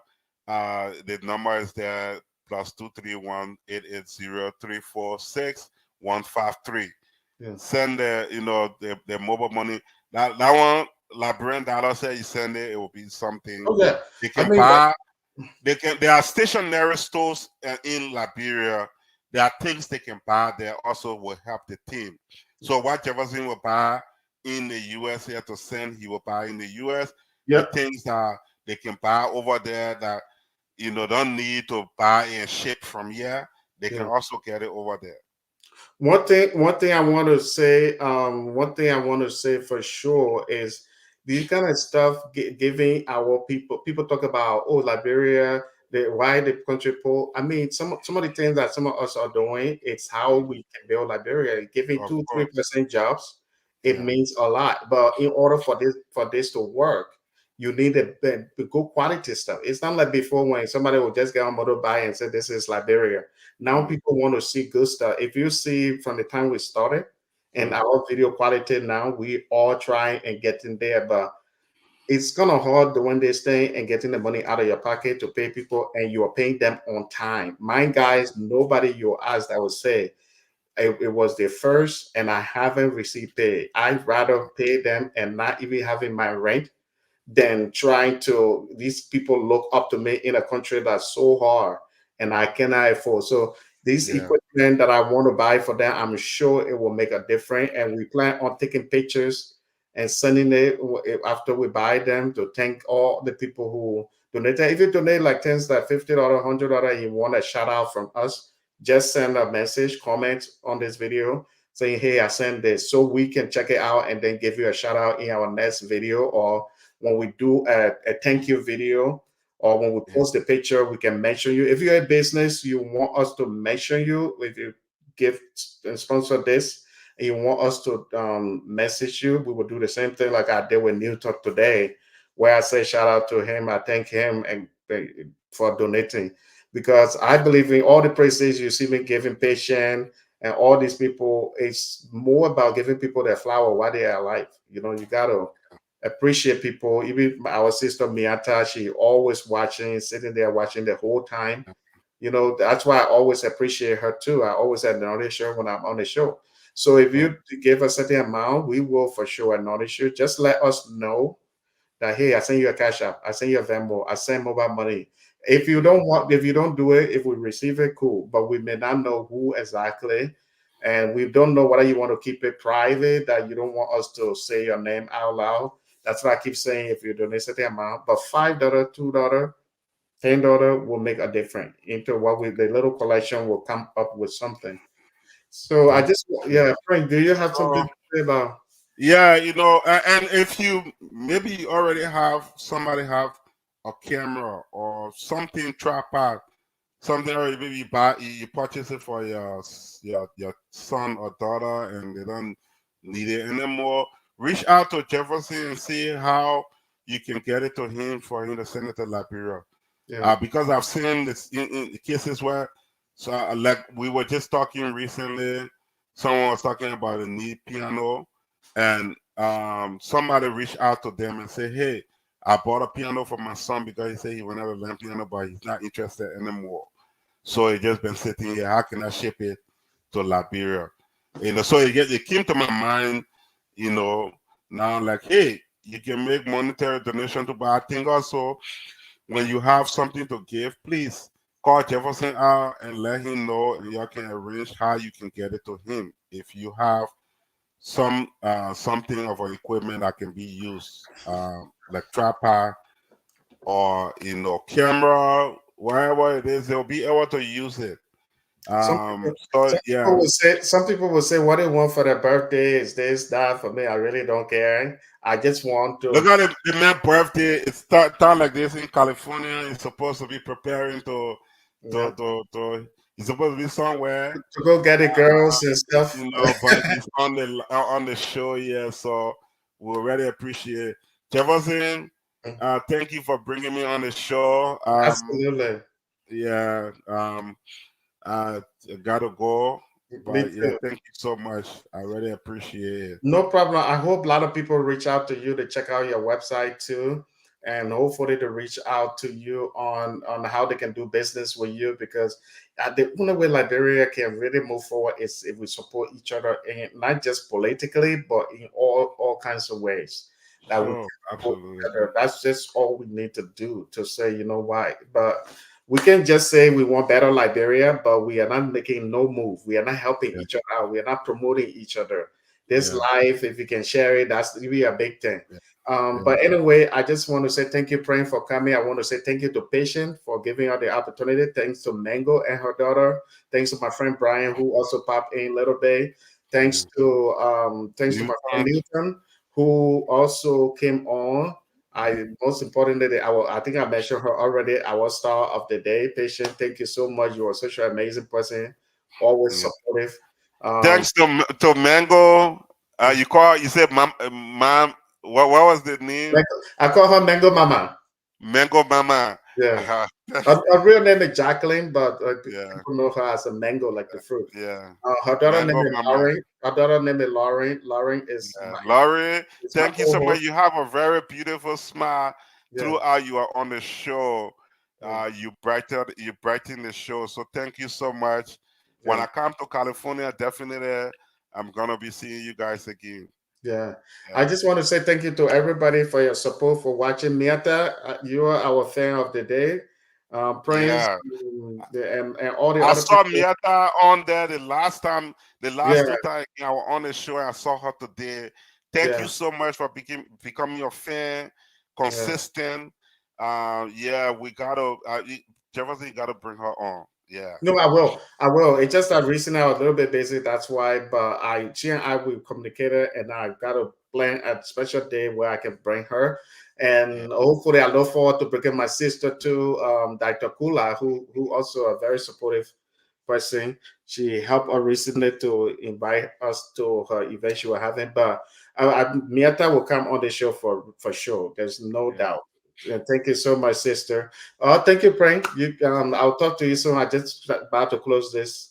Yeah, Okay, uh, sure. yeah. Thanks. Bye. But anyway, I thank you to all my guests. Thank you to all of you for coming on. I appreciate you. If you have any question, you can always email liberiantv@gmail.com. This is the today my birthday, so I keep raising. I'm trying to raise money for stuff in case you are just joining, but that information will always be it's on our Facebook page. In case you were thinking, it's in our YouTube. I think it's on our YouTube page, also in our community area.